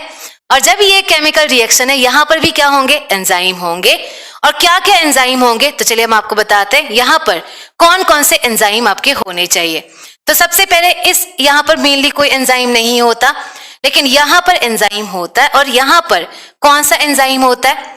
तो देखिए ये जो आपका प्रोटीन है, ये प्रोटीन मेनली किसके तरह काम करता है? एंजाइम की तरह ही काम करता है। तो ये प्रोटीन मेनली किसके तरह काम करता है? आपके एंजाइम की तरह। तो देखिए यहाँ पर हमारा कौन सा एंजाइम रोल प्ले करेगा? तो यहाँ पर एंजाइम पहला होगा आप लोग का थ्रोम्बिन। थ्रोम्बिन, तो थ्रोम्बिन आप लोग से पूछे ब्लड क्लॉटिंग में कौन से एंजाइम का रोल होगा? तो सबसे पहला हमारा एंजाइम कौन सा हो गया? थ्रोम्बिन। थ्रोम्बिन। और अगर कभी थ्रोम्बिन ऑप्शन ना हो, यहाँ पर आप लोग आंसर क्या दे सकते हैं? तो अगर कभी थ्रोम्बिन ऑप्शन ना हो, यहाँ पर एक और एंजाइम का रोल होता है। और वो एंजाइम हमारा कौन सा होता है? पेप्सिन। पेप्सिन। तो यहाँ पर अगर थ्रोम्बिन ना हुआ, सेकंड आपका ऑप्शन हो सकता है, और वो कौन सा होगा? पेप्सिन। ये पेप्सिन भी हमारा एंजाइम है। और ये कहाँ से बनता है? ये हमारे स्टमक से बनता है, हमारे पेट से बनता है। तो हमारे पेट से एक एंजाइम बना जिसका नाम है पेप्सिन। ये हमारा क्या करेगा? सेकंड रिएक्शन को कैटेलाइज कर देगा। तो यहां से आप लोग बता सकते हैं, आप लोग खुद भी सोच सकते हैं, क्या हमारे ब्लड क्लॉटिंग में पेट का रोल है? बिल्कुल पेट का रोल है। तो हमारा चले देखें, अगर हम आपसे पूछे क्या हमारे ब्लड क्लॉटिंग में आपके पेट का रोल है? बिल्कुल, क्योंकि अगर ये पेप्सिन ना बना, क्या हमारा ब्लड क्लॉटिंग फास्ट हो पाएगा? नहीं हो पाएगा। तो ये हो गया आपका नेक्स्ट एंजाइम हो गया पेप्सिन। जबकि यहाँ पर देखिए, यहाँ पर आपका एक विटामिन होता है जिस केमिकल को फास्ट करता है, और ये विटामिन हमारा कौन सा होता है? विटामिन के। विटामिन के। तो आपके थर्ड रिएक्शन को फास्ट करने वाला जो आप लोग का विटामिन होता है, ये कौन सा होता है? विटामिन के। तो ये हो गया हमारा पूरा ब्लड क्लॉटिंग। ब्लड क्लॉटिंग होता क्या है, इसमें कौन से एंजाइम का रोल होगा, कौन से विटामिन का रोल होगा, ये सारा हमने बता दिया। सानिया, कहां पे थ्रोम्बिन के पास आपका डैमेज सेल लिखा गया है? आप तो पहले खुद देख ले वहां लिखा गया है कि नहीं लिखा गया है। चलिए, तो ये हो गया हमारा पूरा ब्लड क्लॉटिंग। तो ब्लड क्लॉटिंग टॉपिक खत्म, ब्लड क्लॉटिंग पार्ट खत्म? बिल्कुल नहीं, अभी एक और पार्ट यहाँ पे बचा हुआ है। और क्या बताएंगे? तो चलिए, आपका एक और यहाँ से क्वेश्चन जो पूछा जाता है वो हमें बताना है। और क्या बताना है? तो चलिए देखें, ये जो हमारा फर्स्ट रिएक्शन है, इसमें भी तो कोई ना कोई आपका कैटेलिस्ट होना चाहिए। और यहाँ पर कैटेलिस्ट क्या होगा, तो यहाँ पर कैटेलिस्ट आप लोग का कोई एंजाइम तो होता है, एक थ्रोम्बोकाइनेज नाम का एंजाइम होता है, लेकिन उसको आप लोग इग्नोर कर सकते हैं। यहाँ पर भी एक एंजाइम आपका होता है थ्रोम्बोकाइनेज, लेकिन थ्रोम्बोकाइनेज एंजाइम को आप लोग इग्नोर कर सकते हैं। क्यों इग्नोर कर सकते हैं, क्योंकि आज तक कभी ये पूछा नहीं गया, इसलिए आप लोग इसको चाहे तो इग्नोर कर सकते हैं। लेकिन नेक्स्ट आपका क्या होगा, तो चलिए नेक्स्ट यहाँ पर क्या होगा, ये आपका इंपॉर्टेंट है। और क्या इंपॉर्टेंट है, तो चलिए हम आपको बताते हैं यहाँ पर नेक्स्ट क्या इंपॉर्टेंट है। तो हम आपको पढ़ाएंगे जो हमारा एंजाइम होता है। एंजाइम जो होता है, एंजाइम मेनली प्रोटीन से मिलकर बना होता है। जितने भी एंजाइम्स होते हैं वो सारे प्रोटीन से मिलकर बने होते हैं, ये सब आपको पढ़ाएंगे। लेकिन देखिए कई ऐसे भी आपके कैटलिस्ट होते हैं बॉडी में जो एंजाइम से मिलकर नहीं बने होते हैं। बहुत सारे ऐसे कैटलिस्ट होते हैं जो आपके प्रोटीन से मिलकर नहीं बने होते हैं, तो उन्हें हम एंजाइम नाम नहीं देकर उन्हें हम क्या बोलते हैं, फैक्टर बोलते हैं। उन्हें हम लोग फैक्टर बोलते हैं। तो देखिए यहाँ पर आपका एक फैक्टर होता है जिसको हम लोग बोलते हैं फैक्टर 9। ये आपका एंजाइम नहीं है, ये फैक्टर है। और ये कौन सा फैक्टर है, हमारा फैक्टर 9। फैक्टर 9 है। और जो हमारा फैक्टर 9 है ये भी आपके रेट ऑफ रिएक्शन को क्या करता है, बढ़ाने का काम करता है। तो आप लोग देखें एंजाइम क्या था, तो जो हमारे प्रोटीन से मिलकर बने थे वो सारे एंजाइम होते हैं, लेकिन फैक्टर 9 हमारा प्रोटीन से मिलकर नहीं बना होता है, इसीलिए हमारा क्या बोलते हैं, फैक्टर 9 को सिंपली हम लोग क्या बोलते हैं, फैक्टर 9। और ये जो हमारा फैक्टर 9 है ये कहाँ से बनता है, तो ये हमारा बनेगा कहाँ से, प्लेटलेट से। प्लेटलेट से, तो जो हमारा प्लेटलेट है, प्लेटलेट से हमारा एक प्रोटीन बना, और उसी प्रोटीन को हम लोग क्या बोलते हैं, उसी हम लोग फैक्टर को क्या बोलते हैं, फैक्टर 9। तो चलिए आप लोग से पूछा जाए क्या हमारे प्लेटलेट का फर्स्ट रिएक्शन में कोई रोल है, बिल्कुल फर्स्ट रिएक्शन में भी रोल है, क्योंकि प्लेटलेट से हमारा क्या बन रहा था, फैक्टर 9। तो ये जो फैक्टर 9 है, फैक्टर 9 को आप लोग का एक पर्सन पे डिस्कवर किया गया था। और फैक्टर 9 को कौन से पर्सन पे डिस्कवर किया गया था, एक पर्सन थे जिनका नाम था क्रिसमस। क्रिसमस नाम के पर्सन पे डिस्कवर किया गया था फैक्टर 9 को। और इसीलिए इस फैक्टर को नेक्स्ट हम लोग नाम क्या देते हैं, इस फैक्टर को नाम देते हैं क्रिसमस फैक्टर। Christmas factor. तो याद रखिएगा हमारा जो पहला रिएक्शन है, पहला रिएक्शन एक फैक्टर कैटेलाइज करता है जिसका नाम है फैक्टर 9, जो प्लेटलेट से बनता है। इसको सबसे पहले किसके ऊपर देखा गया था, क्रिसमस नाम के पर्सन में देखा गया था, इसीलिए इस फैक्टर को हम नाम क्या देते हैं, क्रिसमस फैक्टर। Christmas factor. तो ये हो गया आपका क्रिसमस फैक्टर। तो आप लोग सोचते होंगे यहां से क्वेश्चन क्या पूछा जाता है, तो देखिए यहां से ये सारे आपके रिएक्शन को फास्ट करने का काम करते हैं। जो भी ये सारा लिखा जा रहा है ये सारे रिएक्शन को फास्ट करने का काम करते हैं। तो जो भी हमने एरो के ऊपर लिखा है, एरो के ऊपर लिखने वाले ये सारे क्या करेंगे, रेट ऑफ रिएक्शन को फास्ट करते हैं। तो फैक्टर 9 का भी काम क्या हुआ, आपके फर्स्ट रिएक्शन को क्या करना, फास्ट करना। तो यहां से अगर क्वेश्चन पूछे, आप लोग बताइए, अगर पूछा जाए Christmas factor is related to which process of our body, Christmas कारक हमारे शरीर के कौन से अभिक्रिया से संबंधित होता है। और ये क्वेश्चन पूछा भी जा चुका है, क्रिसमस कारक हमारे शरीर के कौन से अभिक्रिया से संबंधित होता है। तो आप लोग बताइए क्रिसमस कारक शरीर के कौन से अभिक्रिया से संबंधित होगा, ब्लड क्लॉटिंग। Blood clotting. अगर हमारा क्रिसमस कारक कम हो जाए, पहला रिएक्शन क्या होगा, स्लो हो जाएगा। जैसे ही पहला रिएक्शन स्लो हुआ, हमारा क्या हुआ, ब्लड क्लॉटिंग का प्रोसेस क्या हो जाएगा, स्लो हो जाएगा। और जैसे ही ब्लड क्लॉटिंग का प्रोसेस आपका स्लो हुआ, आपका खून क्या होगा, बहता रहेगा। और खून बहता रहे, क्या आपका खून जल्दी थक्का जम पाएगा, खून आपका जल्दी थक्का नहीं जम पाएगा। थ्रोम्बोप्लास्टिन एक प्रोटीन था सान्या, जो आपके डैमेज सेल से बनता था, और इसीलिए यहां पर लिखा गया कि वो इसके नीचे डैमेज सेल लिखा गया है, इसीलिए क्योंकि थ्रोम्बोप्लास्टिन बनता कहां से था, डैमेज सेल से। तो क्लियर हो गया यहाँ पे, ये था हमारा पूरा ब्लड क्लॉटिंग। तो चलिए बताइए, अब बताएं आप लोग क्वेश्चन, अगर पूछा जाए which factor helps in blood clotting, which factor helps in blood clotting, factor 9। कौन सा खनिज है जो ब्लड क्लॉटिंग में हेल्प करता है, तो कौन सा खनिज है जो हमारे ब्लड क्लॉटिंग में हेल्प करेगा, आप लोग का कैल्शियम। कौन सा विटामिन है जो ब्लड क्लॉटिंग में हेल्प करेगा, तो कौन सा खनिज, आपका कौन सा विटामिन होगा, विटामिन के। विटामिन के, और विटामिन के आपका क्या है, विटामिन है, ये कोई एंजाइम नहीं है। चलिए नेक्स्ट पूछा जाए, प्रोथ्रोम्बिन को थ्रोम्बिन में कौन कन्वर्ट करता है?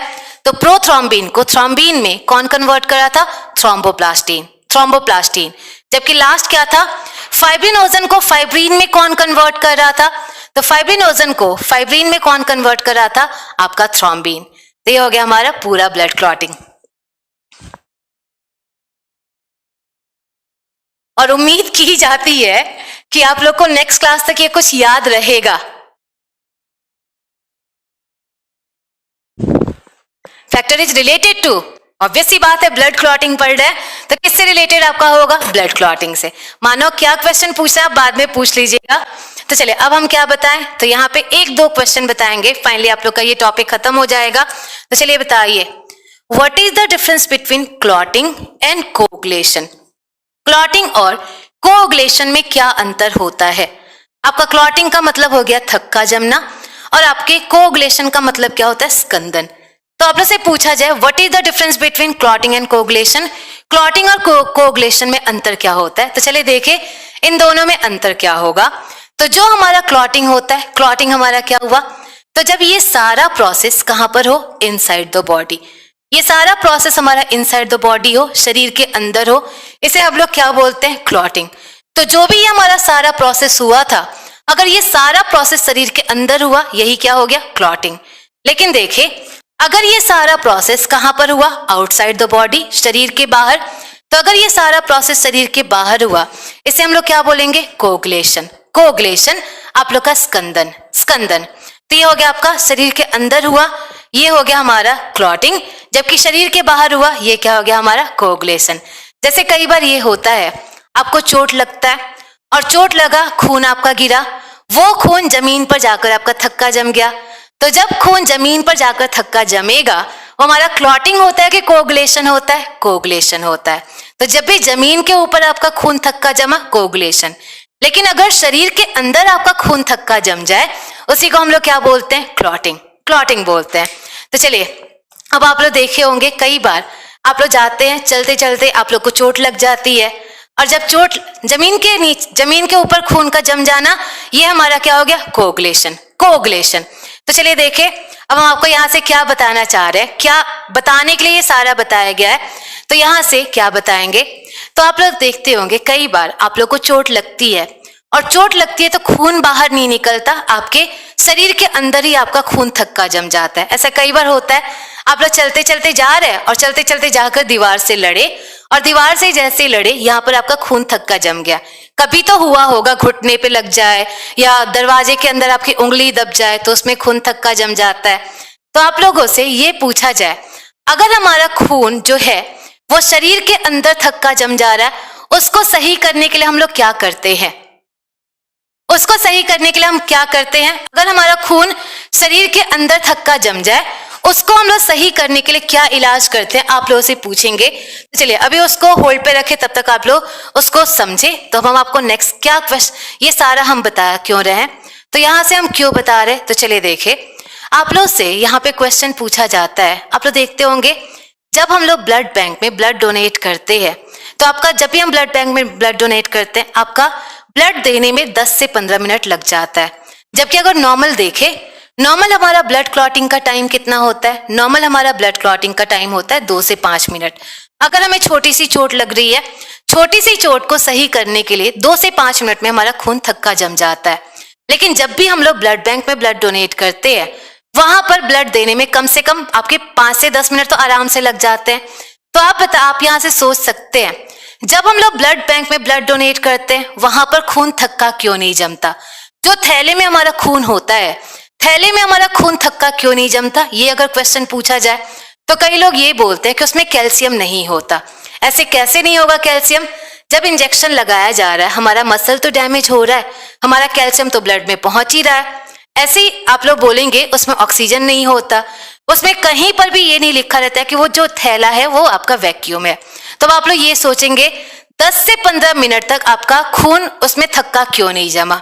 और यही क्वेश्चन पूछा जाता है, आप लोग का एक क्वेश्चन पूछा जाता है, anticoagulation agent, anticoagulation agent used in blood bank, anticoagulation agent used in blood bank, रक्त कोश में प्रयोग होने वाला रक्त कोश में प्रयोग होने वाला प्रतिस्कंदन एजेंट। और ये क्वेश्चन आप लोग का पूछा जा चुका है, रक्त कोश में प्रयोग होने वाला प्रतिस्कंदन एजेंट। तो देखिए आप लोग का रक्त कोश में मतलब ब्लड बैंक में कौन सा आप लोग का प्रतिस्कंदन एजेंट यूज होता है, कौन सा होता है, ये क्वेश्चन आप लोग का पूछा जाता है। और क्या होता है, तो हाँ हिपेरिन तो होगा, लेकिन वो हिपेरिन बैग में जाने के बाद डीएक्टिवेट होगा कि नहीं होगा, ये सारे जब प्रोसेस होंगे हिपेरिन क्या हो जाना चाहिए, आपका डीएक्टिवेट हो जाना चाहिए। लेकिन आप लोग देखेंगे जब आप लोग ब्लड डोनेट करें उससे पहले ही थैले में कोई ना कोई लिक्विड होता है, मतलब पहले ही क्या होता है, उसमें कोई केमिकल डाल दिया जाता है। और कौन सा केमिकल डाला जाता है, यही हम आपसे क्वेश्चन पूछ रहे थे। और पवन का आंसर बिल्कुल सही है, इसका आंसर क्या होगा, तो इसका आंसर होगा एक केमिकल डाला जाता है। और ये केमिकल हमारा कौन सा होता है, सोडियम ऑक्सलेट। Sodium oxalate. तो जब भी आप लोग से पूछा जाए आपका ब्लड बैंक में प्रतिस्कंदन एजेंट कौन सा होगा, आप लोग का एंटी कोगुलेशन एजेंट कौन सा होगा, तो हमारा हिपेरिन नहीं होगा। हिपेरिन इतना ज्यादा मिल नहीं पाता, इसलिए केमिकल का यूज करते हैं। और ये केमिकल हमारा कौन सा होता है, सोडियम ऑक्सलेट। Sodium oxalate. अगर आप लोग के ऑप्शन में सोडियम ऑक्सलेट ऑप्शन ना हो देन हम लोग आंसर क्या दे सकते हैं, तो यहां से नेक्स्ट हम लोग आंसर क्या दे सकते हैं, सोडियम साइट्रेट। Sodium citrate. तो याद रखिएगा जो भी ब्लड बैंक में आप लोग का जो पहले से ही लिक्विड होता है, ये लिक्विड हमारा कौन सा होता है, सोडियम ऑक्सलेट या सोडियम साइट्रेट। यही आपका होता है सोडियम ऑक्सलेट या सोडियम साइट्रेट। तो इसका आंसर अब आप लोग दे सकते हैं। तो चलिए आप लोग जो बता रहे थे जब हमें शरीर के अंदर चोट लग जाता है आप लोग क्या करते हैं, बहुत सारे आप लोगों ने इलाज बताया कि आप लोग बर्फ से सेक लेते हैं या फिर आप लोग गर्म पानी से सेक लेते हैं। तो आप लोग का क्या होता है, उससे आपका जो भी थक्का जमा है वो खत्म हो जाता है। लेकिन हम इससे अच्छा इलाज आप लोग को बताएं, और इससे बहुत अच्छा इलाज जो आप लोग का विद इन मिनट वो थक्का खत्म कर सकता है।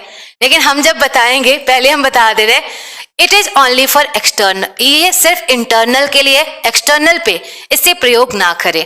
पहले हम डिस्क्लेमर दे रहे हैं कि जब भी ये यूज करें सिर्फ इंटरनल के लिए, एक्सटर्नल के लिए नहीं करें। कि आपका कैल्शियम ऑक्सलेट यहाँ पे सारा केमिकल, आप कंफ्यूज क्यों हो जाते हैं, कैल्शियम ऑक्सलेट यहाँ पर नहीं यूज होगा, केमिकल सोडियम ऑक्सलेट यूज होता है। तो चलिए देखें, हम आपको इलाज बता रहे हैं। और ओनली फॉर इंटरनल इंजरी। तो क्या हो, जैसे आप लोग को इंटरनल इंजरी हो, आपके शरीर के अंदर खून थक्का जम चुका है, तो उसको हटाने के लिए आप लोग क्या करेंगे, एक नींबू ले, नींबू को काट कर हल्का सा गर्म करें। आप लोग को पता है नींबू में एसिड होता है, सिट्रिक एसिड। सिट्रिक एसिड जैसे उसे हल्का सा गर्म करेंगे वो आपका सिट्रेट में कन्वर्ट हो जाएगा। और जैसे आपने उस चोट पे रगड़ा, जो सिट्रेट है सिट्रेट अंदर जाएगा, और जो हमारा साइट्रेट है वो खून को थक्का जमाएगा कि खून को फ्लो करा देगा, खून को फ्लो करा देगा। तो आप लोग को अगर थक्का तुरंत हटाना है उसके लिए हमें क्या करना होगा, नींबू यूज करना होगा। लेकिन मान ले अगर आप लोग नींबू को शरीर के अंदर ना यूज करके शरीर के बाहर यूज कर लिए, तो आपको चोट लगी हुई है, आपको चोट लगी हुई है और आप लोग नींबू को शरीर के अंदर वाले चोट पर ना यूज करके शरीर के बाहर वाले चोट पे यूज कर ले, क्या हुआ, आपका हाथ कटा है, आपने उस पे 3-4 बूंद नींबू डाल दिया, तो आप लोग को जो दर्द होगा वो तो होगा, लेकिन आपका खून जल्दी थक्का जमेगा कि लेट जमेगा, लेट जमेगा। तो खून को फ्लो कराने में भी हेल्प कौन करता है, आपका सोडियम साइट्रेट। Sodium citrate. तो यही आप लोग का इलाज है, जब भी आप लोग को चोट लगे, इंटरनल नॉट एक्सटर्नल, जब भी इंटरनल लगे आप लोग इसे नींबू को हल्के से तवे वगैरह पे सेक कर उस पे आप लोग लगा सकते हैं।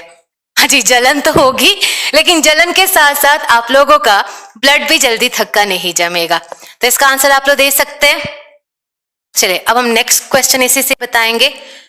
और नेक्स्ट क्वेश्चन हम आपको क्या बताएंगे, anti clotting agent found in mammals. Anti clotting agent found in mammals. Mammals में पाया जाने वाला, स्तनधारी में पाया जाने वाला रक्त को थक्का जमने से रोकने वाला एजेंट। स्तनधारी में पाया जाने वाला रक्त को थक्का जमने से रोकने वाला एजेंट। तो ये क्वेश्चन आप लोग से पूछा जाता है, anti clotting agent found in mammals, आप लोग का स्तनधारियों में रक्त को थक्का जमने से रोकने वाला एजेंट। तो आप लोग सोच रहे होंगे स्तनधारी क्या होते हैं, सोच क्या रहे होंगे, ऑलरेडी हम बता चुके हैं। जब हम आपको हार्ट के बारे में बताए थे तब मैमल्स भी बताए थे, और क्या बताए थे, मैमल्स जो भी मिल्क प्रोड्यूस करते हैं, ऐसे जीवों को हम लोग क्या बोलते हैं? मैमल्स बोलते हैं। हम लोग भी किसके एग्जाम्पल होते हैं? हम लोग भी मैमल्स के एग्जाम्पल होते हैं। एक्सटर्नल चोट को नहीं, खून का जमना कोगुलेशन होता है। चोट तो हमेशा एक्सटर्नल ही लगेगा, लेकिन खून बाहर निकलकर जमना वो कोगुलेशन होता है। इसलिए हम क्या बता रहे थे? आप लोग का सिंपली बोल रहे थे जो भी मिल्क प्रोड्यूस करे ऐसे जीवों को हम लोग मैमल्स बोलते हैं, स्तनधारी बोलते हैं। हम लोग भी मैमल्स हैं। और आप लोगों को पता है हम लोगों में एंटी क्लॉटिंग एजेंट कौन सा था? ह्यूमन में एंटी क्लॉटिंग एजेंट कौन सा था? हेपेरिन। और जितने भी मैमल्स होते हैं सारे मैमल्स में एंटी क्लॉटिंग एजेंट कौन सा होता है? तो सारे मैमल्स में एंटी क्लॉटिंग एजेंट कौन सा होगा? हेपेरिन। तो आप लोगों से पूछा जाए घोड़े में एंटी क्लॉटिंग एजेंट कौन सा होगा? हाँ जी, एक दिन बाद भी आपका नींबू असर करेगा। तो चलिए बताइए घोड़े में एंटी क्लॉटिंग एजेंट कौन सा होगा? घोड़ा वो भी क्या है? मैमल, उसमें भी क्या होगा? हेपेरिन। काऊ, बफेलो, कैट, रैट सब में हमारा कौन सा होगा? हेपेरिन। तो ये हो गया हमारा फाइनली ब्लड क्लॉटिंग टॉपिक खत्म हो गया। ब्लड क्लॉटिंग खत्म, रक्त का थक्का जमना खत्म हो गया। अब क्या पढ़ेंगे? तो लास्टली ब्लड का कौन सा पार्ट बचा हुआ है? तो ब्लड का हमारा एक लास्ट पार्ट बचा है ब्लड ग्रुप। ब्लड ग्रुप के बाद हम लोग नेक्स्ट क्लास से नेक्स्ट टॉपिक स्टार्ट करेंगे और मे बी नेक्स्ट क्लास से हम लोग ब्रेन टॉपिक स्टार्ट करेंगे।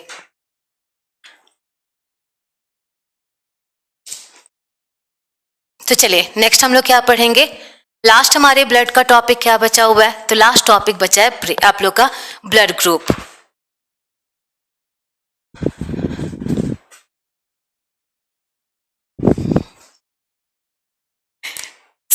सब कितने खुश होते हैं जब समझ आ जाता है कि मिशन इनका एकम्प्लिश्ड हो गया। नहीं, इसके एक्सेप्शन नहीं होते हैं। हाँ जी, हॉर्स भी ब्रेस्ट फीड कराते हैं तभी तो वो मैमल हैं। चंदन, हमें उसके बारे में पता नहीं है, हमें एक बार देखना पड़ेगा, फिर हम आपको नेक्स्ट क्लास में आपका आंसर दे देंगे कि वो डिफेंस के लिए एलिजिबल होगा कि नहीं होगा। तो चलिए नेक्स्ट हम लोग किसके बारे में पढ़ते हैं? तो नेक्स्ट हम लोग पढ़ेंगे ब्लड ग्रुप।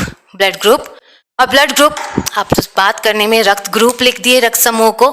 तो नेक्स्ट हमारा जो पार्ट होगा ये क्या होगा? ब्लड ग्रुप, रक्त समूह। तो अभी जो हम आपको पढ़ा रहे हैं अभी सिर्फ हम आपको ए बी और ओ के बारे में बताएंगे। अभी कोई भी पॉजिटिव नेगेटिव के बारे में नहीं पूछेगा, क्योंकि पॉजिटिव नेगेटिव हमारा RH फैक्टर होता है, उसके बारे में इसके बाद में डिस्कस करेंगे।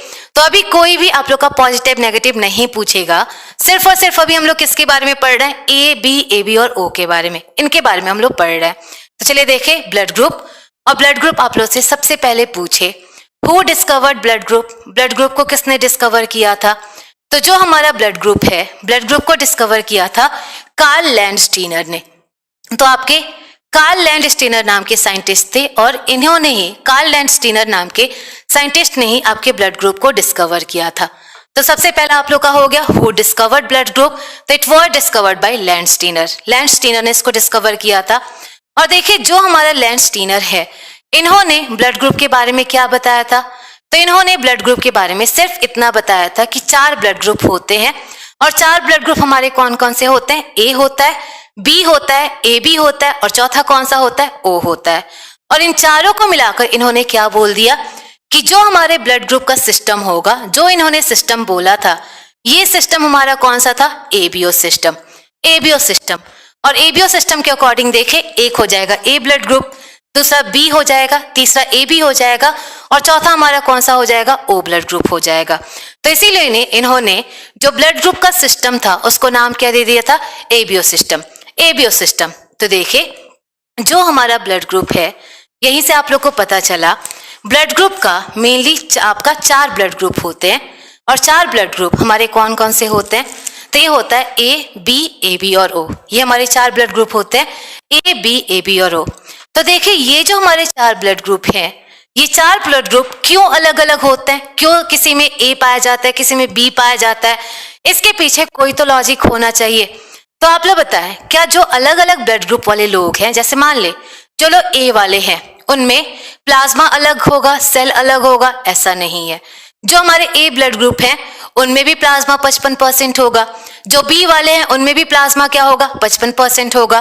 तो जितने भी ब्लड ग्रुप वाले हैं सब में हमारा क्या होगा, ब्लड ग्रुप हमेशा क्या होगा, मतलब सॉरी प्लाज्मा और सेल दोनों में क्या होगा 55-45% ही होगा।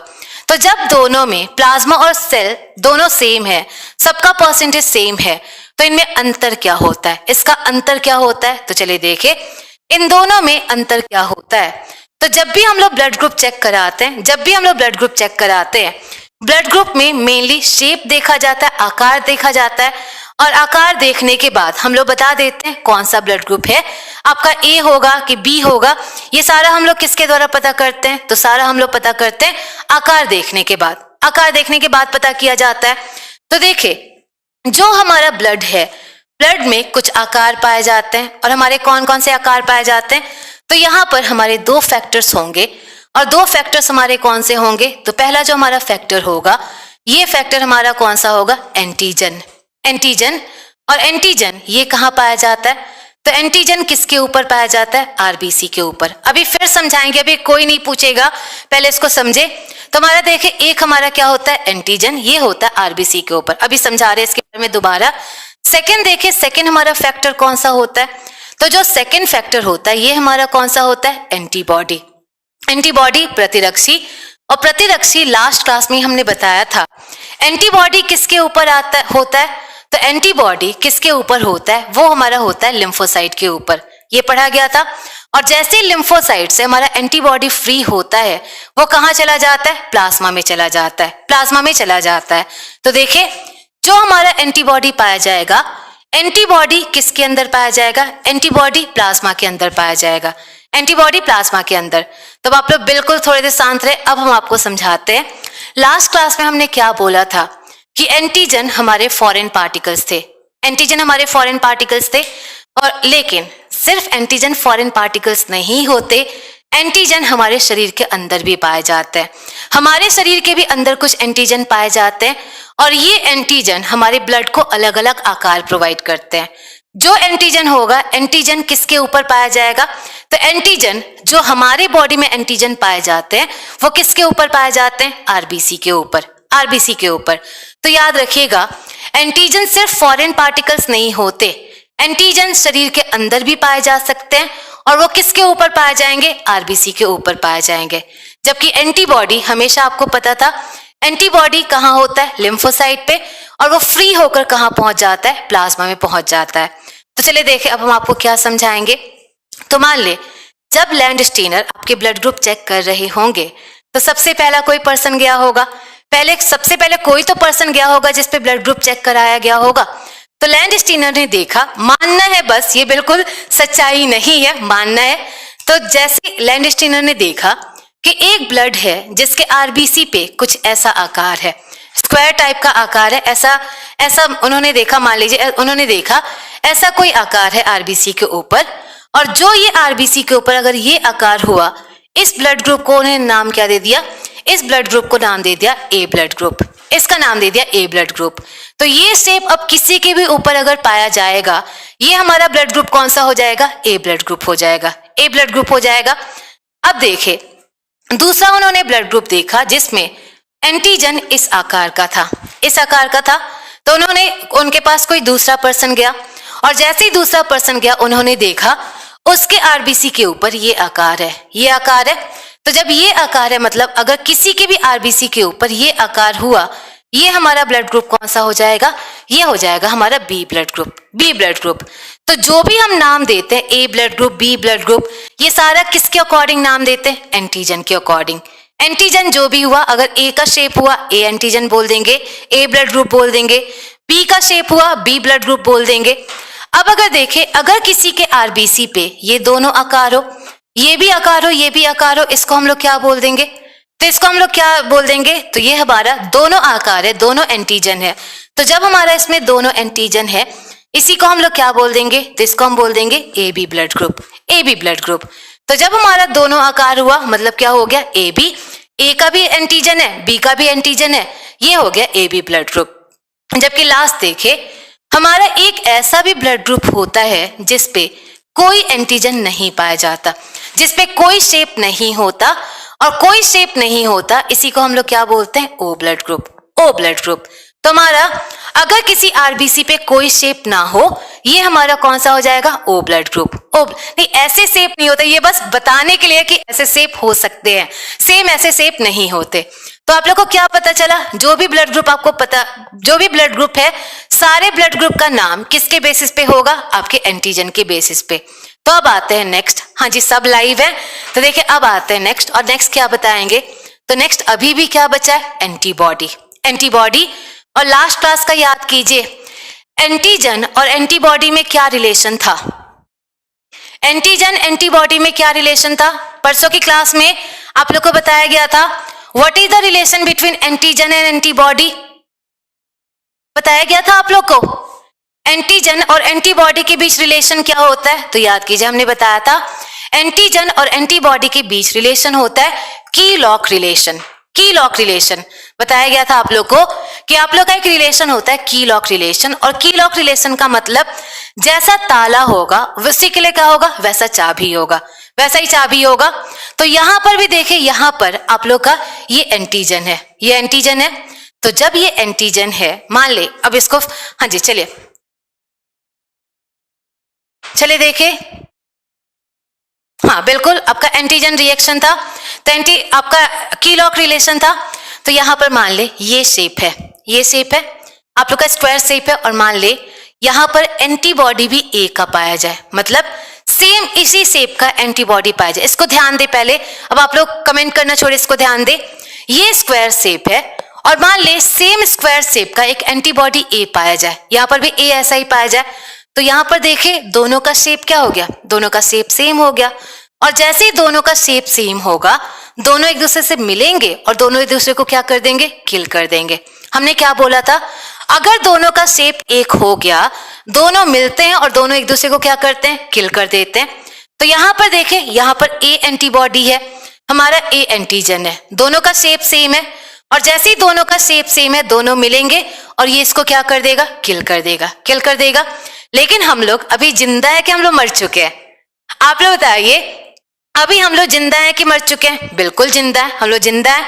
इसका मतलब जो यहाँ पर एंटीबॉडी होगा वो सेम शेप का होना चाहिए कि अलग शेप का? अलग शेप का। तो देखे, जो हमारा ए ब्लड ग्रुप है, इसमें हमारा एंटीबॉडी किसका पाया जाता है? तो ए ब्लड ग्रुप में हमारा एंटीबॉडी पाया जाता है बी का, बी का। आप लोग खुद देखे, अब इन दोनों का शेप क्या हो गया? अलग अलग। ये दोनों एक दूसरे को किल नहीं कर पाएंगे, इसीलिए ए में आपका एंटीबॉडी किसका हो गया? बी का। नहीं, ग्रुप ओ का शेप नहीं होता। चलिए देखें, ए में आपका बी में किसका एंटीबॉडी पाया जाएगा? तो बी में एंटीबॉडी पाया जाएगा ए का, ए का पाया जाएगा। तो फिर से देखिए, ये आपका ट्रायंगुलर शेप है, ये स्क्वायर शेप है, दोनों एक दूसरे से मिल नहीं पाएंगे, और दोनों एक दूसरे से मिल नहीं पाएंगे मतलब एक दूसरे को किल नहीं करेंगे, हम लोग जिंदा बच जाएंगे। अब देखिए, ए बी में कौन सा एंटीबॉडी होना चाहिए? ए बी में ए का भी एंटीजन है, बी का भी एंटीजन है। तो जब दोनों का एंटीजन है मतलब इसमें कोई एंटीबॉडी नहीं होगा, इसमें आपका कोई एंटीबॉडी नहीं होता है। जबकि ओ में कौन सा एंटीबॉडी होता है? ओ में दोनों का एंटीबॉडी होगा, ए का भी होगा, बी का भी होगा। तो हमेशा आप लोग को याद रखना है, बॉडी में जिस शेप का एंटीजन होगा उस शेप का एंटीबॉडी नहीं हो सकता। जो भी हमारे शेप का एंटीजन होगा उसके आपके दूसरे तरह का एंटीबॉडी पाया जाना चाहिए।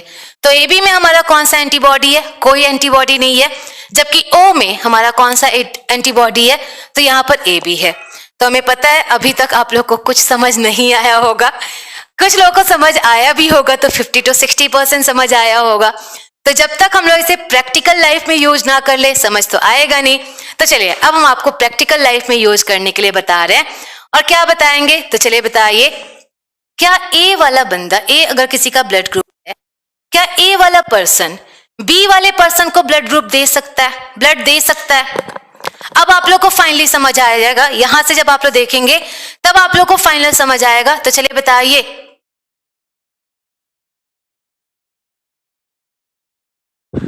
चलिए बताइए, क्या ए वाला पर्सन, हाँ जी बिल्कुल आनंद, सही, आप वही आपका वही एंटीबॉडी वाला होता है। तो चलिए यहाँ से बता सकते हैं, ए वाला पर्सन बी वाले पर्सन को ब्लड दे सकता है कि नहीं? नहीं दे सकता, ये तो पता है, लेकिन क्यों नहीं दे सकता ये तो हमें जानना होगा कि ए वाला पर्सन बी वाले पर्सन को ब्लड क्यों नहीं दे सकता। तो चलिए देखें, ए में हमारा एंटीजन किसका है? ए का एंटीजन है। ए में एंटीबॉडी किसका है? तो ए में एंटीबॉडी किसका है? बी का एंटीबॉडी है। एंटीजन है ए का, लेकिन एंटीबॉडी किसका है? बी का। अब देखें, बी में एंटीजन किसका है? बी का, लेकिन यहां पर एंटीबॉडी किसका है? ए का। ए का। अब चले देखें, अब आप लोग बिल्कुल इसको समझेंगे। अगर ए वाला पर्सन बी वाले पर्सन को ब्लड दे दे तो क्या होगा? तो जैसे ए वाला पर्सन बी वाले पर्सन को ब्लड दे, क्या होगा? बिल्कुल सही से समझे इसको, क्या होगा? तो जैसे ए वाले ने बी वाले को ब्लड दिया, क्या होगा? ये एंटीजन इसकी बॉडी में जाएगा, ये जो स्क्वायर वाला एंटीजन है वो इसकी बॉडी में जाएगा। और आप लोग बताइए, ये जो स्क्वायर वाला एंटीजन है ये इसकी बॉडी के लिए सेम होगा कि फॉरेन पार्टिकल होगा? ये जो हमारा स्क्वायर वाला जो एंटीजन है ये इसके बॉडी में ऑलरेडी है कि इसके लिए फॉरेन पार्टिकल होगा? इसके लिए क्या होगा? Foreign particle. ये जो स्क्वायर वाला है इसके लिए फॉरेन पार्टिकल हुआ, और जैसे इसमें आपका ए का एंटीजन चला गया, फॉरेन पार्टिकल गया, एंटीबॉडी आपका एक्टिवेट होगा कि नहीं होगा? एंटीबॉडी एक्टिवेट होगा, और जैसे इसका एंटीबॉडी एक्टिवेट हुआ दोनों मिलेंगे और दोनों एक दूसरे को किल कर देंगे। और जैसे ही दोनों ने एक दूसरे को किल किया पूरा ब्लड ही मर जाएगा, और जब पूरा ब्लड मर गया, जो पर्सन है वो जिंदा रहेगा कि मर जाएगा? पर्सन भी आपका मर जाएगा, पर्सन भी मर जाएगा। तो आप लोग को क्लियर हुआ ए वाला बी को ब्लड क्यों नहीं दे सकता? क्योंकि ए का एंटीजन इसके लिए क्या होगा? फॉरेन पार्टिकल होगा, इसका एंटीबॉडी एक्टिवेट होगा और इसको किल कर देगा, आपका पूरा ब्लड मर जाएगा। तब आप लोग बता सकते हैं यहीं से, क्या बी वाला पर्सन ए वाले पर्सन को ब्लड दे सकता है? क्या हमारा बी वाला पर्सन ए वाले पर्सन को ब्लड दे सकता है? बिल्कुल नहीं। क्यों? फिर से वही सेम होगा आप लोग का, यहां से एक आपका फॉरेन पार्टिकल यहां पर पहुंचेगा, और जैसे ही फॉरेन पार्टिकल पहुंचा इसका एंटीबॉडी क्या होगा? एक्टिवेट होगा, और ये पूरे पर्सन की क्या हो जाएगी? डेथ हो जाएगी। तो आप लोग को फाइनली क्लियर हुआ, ना तो ए वाला बी को ब्लड दे सकता है, ना तो बी वाला ए को ब्लड दे सकता है। क्यों? क्योंकि दोनों का एंटीजन एंटीबॉडी क्या होगा? सेम होगा, और एक दूसरे को किल कर देंगे। तो अब बताएंगे, और कौन बताएंगे? तो अब बहुत सारे लोग इसका आंसर देंगे, और आप लोग बता सकते हैं, क्या बी वाला ए बी को ब्लड दे सकता है? क्या बी वाला ए बी को ब्लड दे सकता है? तो आप लोग यहां से सोचकर आंसर दे। आप लोग को ये नहीं अभी याद रखना कि ए बी यूनिवर्सल एक्सेप्टर है, ये बिल्कुल याद नहीं रखना है। आप लोग लॉजिक के अकॉर्डिंग बताएंगे, क्या बी वाला ए को ब्लड दे सकता है? तो चलिए देखें, बी वाला ए बी को ब्लड दे सकता है कि नहीं दे सकता है? तो यहां पर देखिए, बी में एंटीजन किसका है? बी का एंटीजन है। यहां पर एंटीबॉडी किसका है? तो यहां पर एंटीबॉडी किसका है? ए का। इसको ध्यान दे पहले आप लोग देखें, ए बी में ए का भी एंटीजन है, बी का भी एंटीजन है, दोनों का एंटीजन है। यहां पर कोई एंटीबॉडी नहीं है। आप लोग देखें, दोनों का एंटीजन है लेकिन कोई एंटीबॉडी नहीं है, तो क्या होगा? आप लोग यहां पर ध्यान दे, अगर बी वाला ब्लड ए बी को दिया जाए, अगर बी वाला ब्लड ए बी को दिया जाए, ये जो शेप है ऑलरेडी इसमें है कि नहीं है? ये शेप ऑलरेडी इसमें है। हाँ, एंटीबॉडी वाला भी तो है, लेकिन यहां पर देखें, अगर बी वाला ब्लड ए बी को दिया जाए, ये शेप तो दोनों में है, तो ये बी का एंटीजन इसके लिए इसी का पार्टिकल होगा कि फॉरेन पार्टिकल होगा? ये तो इसी का पार्टिकल है, दोनों में ये एंटीजन है। तो जब ये इसी का पार्टिकल होगा, क्या ए बी हमारी इम्यूनिटी प्रोड्यूस करेगी? नहीं करेगी। वैसे भी ए बी में कोई एंटीबॉडी ही नहीं है, तो जब ए बी में कोई एंटीबॉडी नहीं है, क्या ये हमारी इम्यूनिटी प्रोड्यूस कर सकता है? ये इम्यूनिटी प्रोड्यूस नहीं कर सकता। मतलब ये किसी का भी ब्लड ले सकता है, ए बी किसी का भी ब्लड ले सकता है। तो देखे, ए बी जो है, ए बी सबका ब्लड ले सकते हैं। क्यों ले सकते हैं? क्योंकि इसमें कोई एंटीबॉडी नहीं पाया जाता। तो जब ए बी सबका ब्लड ले सकते हैं, इसको हम लोग क्या बोलेंगे? यूनिवर्सल डोनर या यूनिवर्सल एक्सेप्टर। सर्वग्राही होगा या सर्वदाता होगा? सर्वग्राही। तो देखा जाए, जो हमारे ए बी वाले हैं, ए बी वाले को हम लोग बोलते हैं यूनिवर्सल एक्सेप्टर, सर्वग्राही। सर्वग्राही मतलब सबका ब्लड ले सकते हैं। और इसे सर्वग्राही क्यों बोलते हैं? आप लोग को पता है क्यों बोला जाता है? Due to absence of antibody. प्रतिरक्षी अनुपस्थित होने के कारण ए बी सबका ब्लड ले सकता है और आपका ए भी सबका ब्लड ले सकता है, इसीलिए इसको हम लोग क्या बोल सकते हैं, इसे बोल सकते हैं सर्वग्राही। तो चलिए बताइए आप लोगों में से कौन कौन है जो आप लोग सबका खून पी सकते हैं। बहुत सारे आप लोगों में से होंगे जो सबका खून पी सकते हैं, और सबका खून पीने का मतलब सबका खून ले सकते हैं। तो आप लोगों में से कौन कौन ऐसे हैं जो ए बी वाले हैं? होंगे, बहुत सारे होंगे ए बी वाले, सबका खून पीने वाले, सबका खून लेने वाले बहुत सारे आप लोगों में से होंगे। तो ए बी आप लोग का फाइनली यूनिवर्सल एक्सेप्टर क्यों हुआ?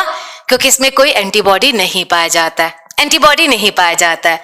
तो चलिए देखिए अब लास्ट आपको क्या बताएंगे। तो आप लोग बताए क्या ओ वाला पर्सन ए वाले पर्सन को ब्लड दे सकता है? बता रहे राकेश मिठाई क्यों दी जाती है, पहले इसको पढ़ ले।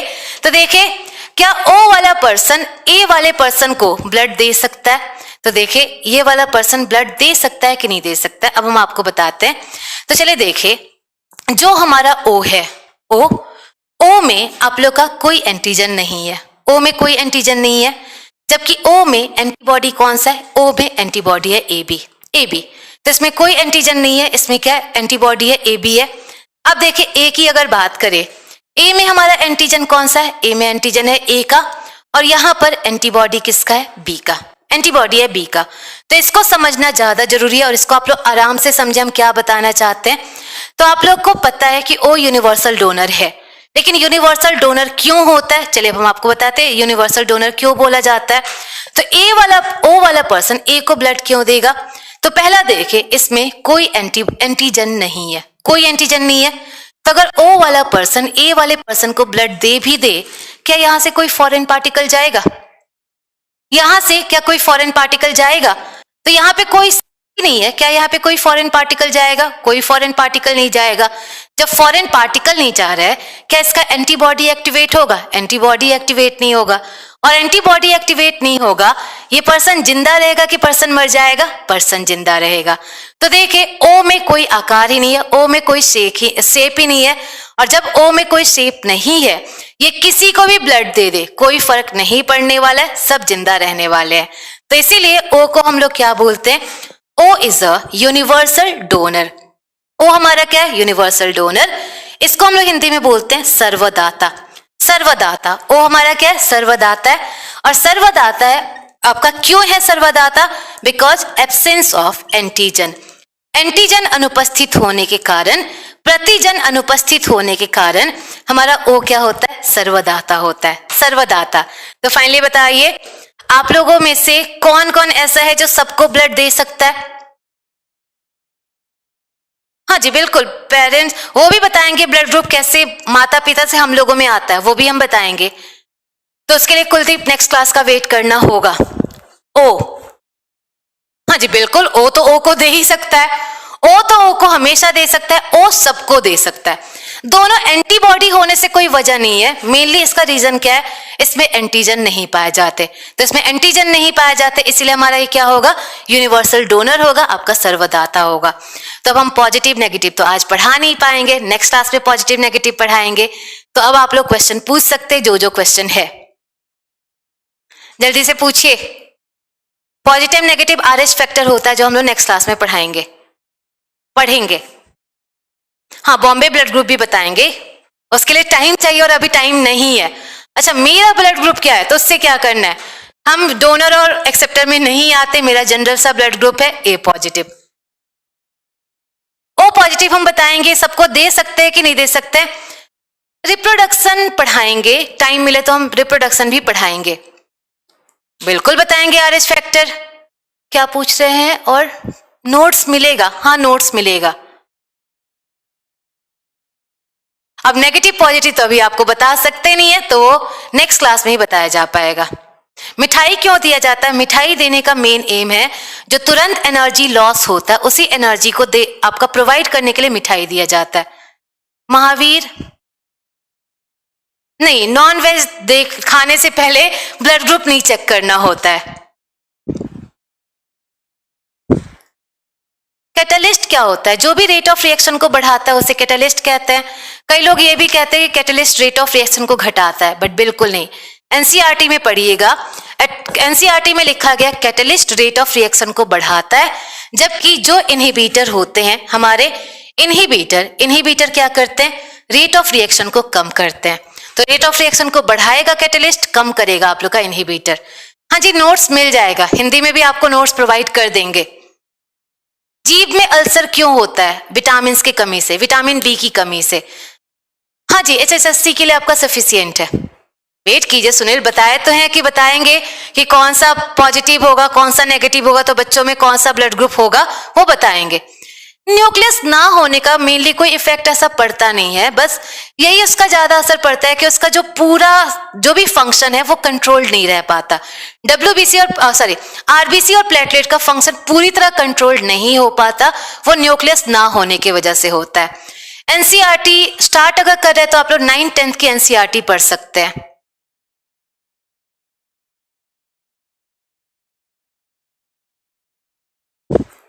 नहीं, आप लोग NCERT पढ़िएगा, और NCERT में लिखा है कैटलिस्ट रेट ऑफ रिएक्शन को बढ़ाते हैं जबकि इनहिबिटर रेट ऑफ रिएक्शन को कम करते हैं।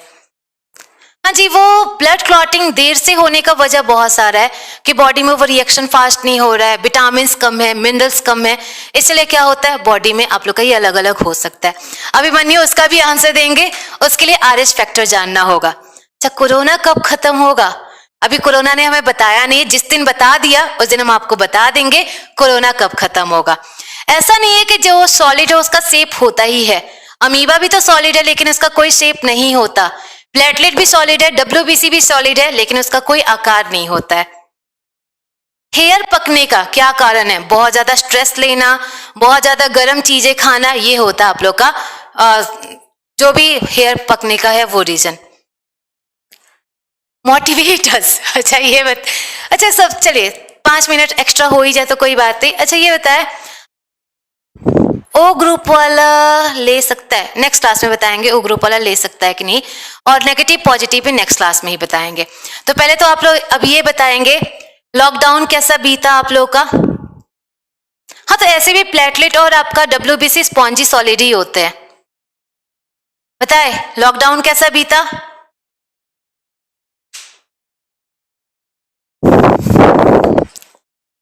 हाँ NTPC के लिए भी काफी होगा। हाँ, सबका कमेंट आ रहा है, कमेंट क्यों नहीं आएगा।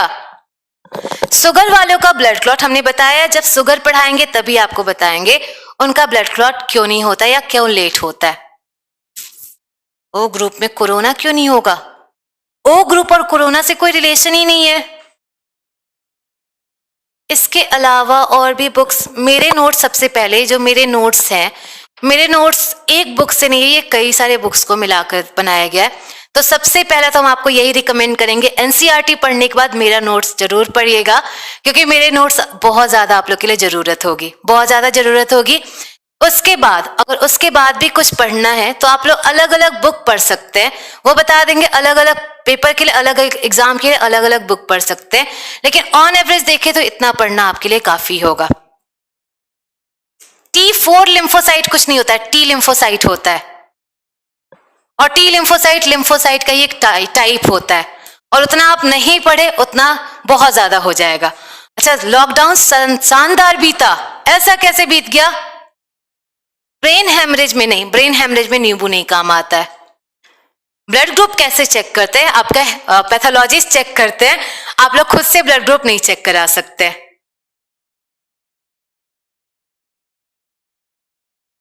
चले नहीं, हाँ न्यूट्रिशन भी कवर होगा, वो भी पढ़ाएंगे। एनिमल्स में भी होते हैं, बिल्कुल एनिमल्स में भी ब्लड ग्रुप पाए जाते हैं। हाँ जी, हमने खुद से बनाया नोट, तो आपको क्या लग रहा है किसी और का नोट्स लेकर हम आपको पढ़ा रहे होंगे, ऐसा बिल्कुल नहीं है, ये मेरा खुद का बनाया हुआ है। Corona rate of reaction, corona कहां से कैटलिस्ट हो गया, क्यों आपके रेट ऑफ रिएक्शन को बढ़ाएगा। चलो लॉकडाउन में अच्छे से पढ़ पाए, अच्छी बात है। लॉकडाउन में मेरा तो जो पढ़ने का था वो तो मतलब 50% कम हो गया, लेकिन हाँ अभी ठीक चल रहा है, पढ़ाई अभी ठीक चल रहा है। चलिए अब बाकी हम लोग, हाँ जी NCERT सफिशियंट है, NCERT प्लस माई नोट्स दोनों आप लोग के लिए सफिशियंट होगा, लेकिन खुद से आप लोग को नोट्स बनाना होगा। अब हो गया सारे मतलब स्टार्टिंग में इतने सारे क्वेश्चन आते हैं, और जैसे ही खत्म होने के टाइम हम आपको पूछते हैं क्वेश्चन पूछने के लिए, उस टाइम सारे डेली लाइफ से रिलेटेड आपका हो जाता है।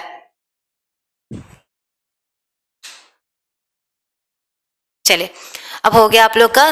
Thank you class. अब जो भी पढ़ेंगे नेक्स्ट क्लास में 10 से 15 मिनट में आपका ब्लड टॉपिक खत्म हो जाएगा, उसके बाद हम लोग ब्रेन टॉपिक पढ़ेंगे। ब्रेन टॉपिक या ग्लैंड्स, दोनों में से कोई टॉपिक हम लोग पढ़ लेंगे। Thank you class.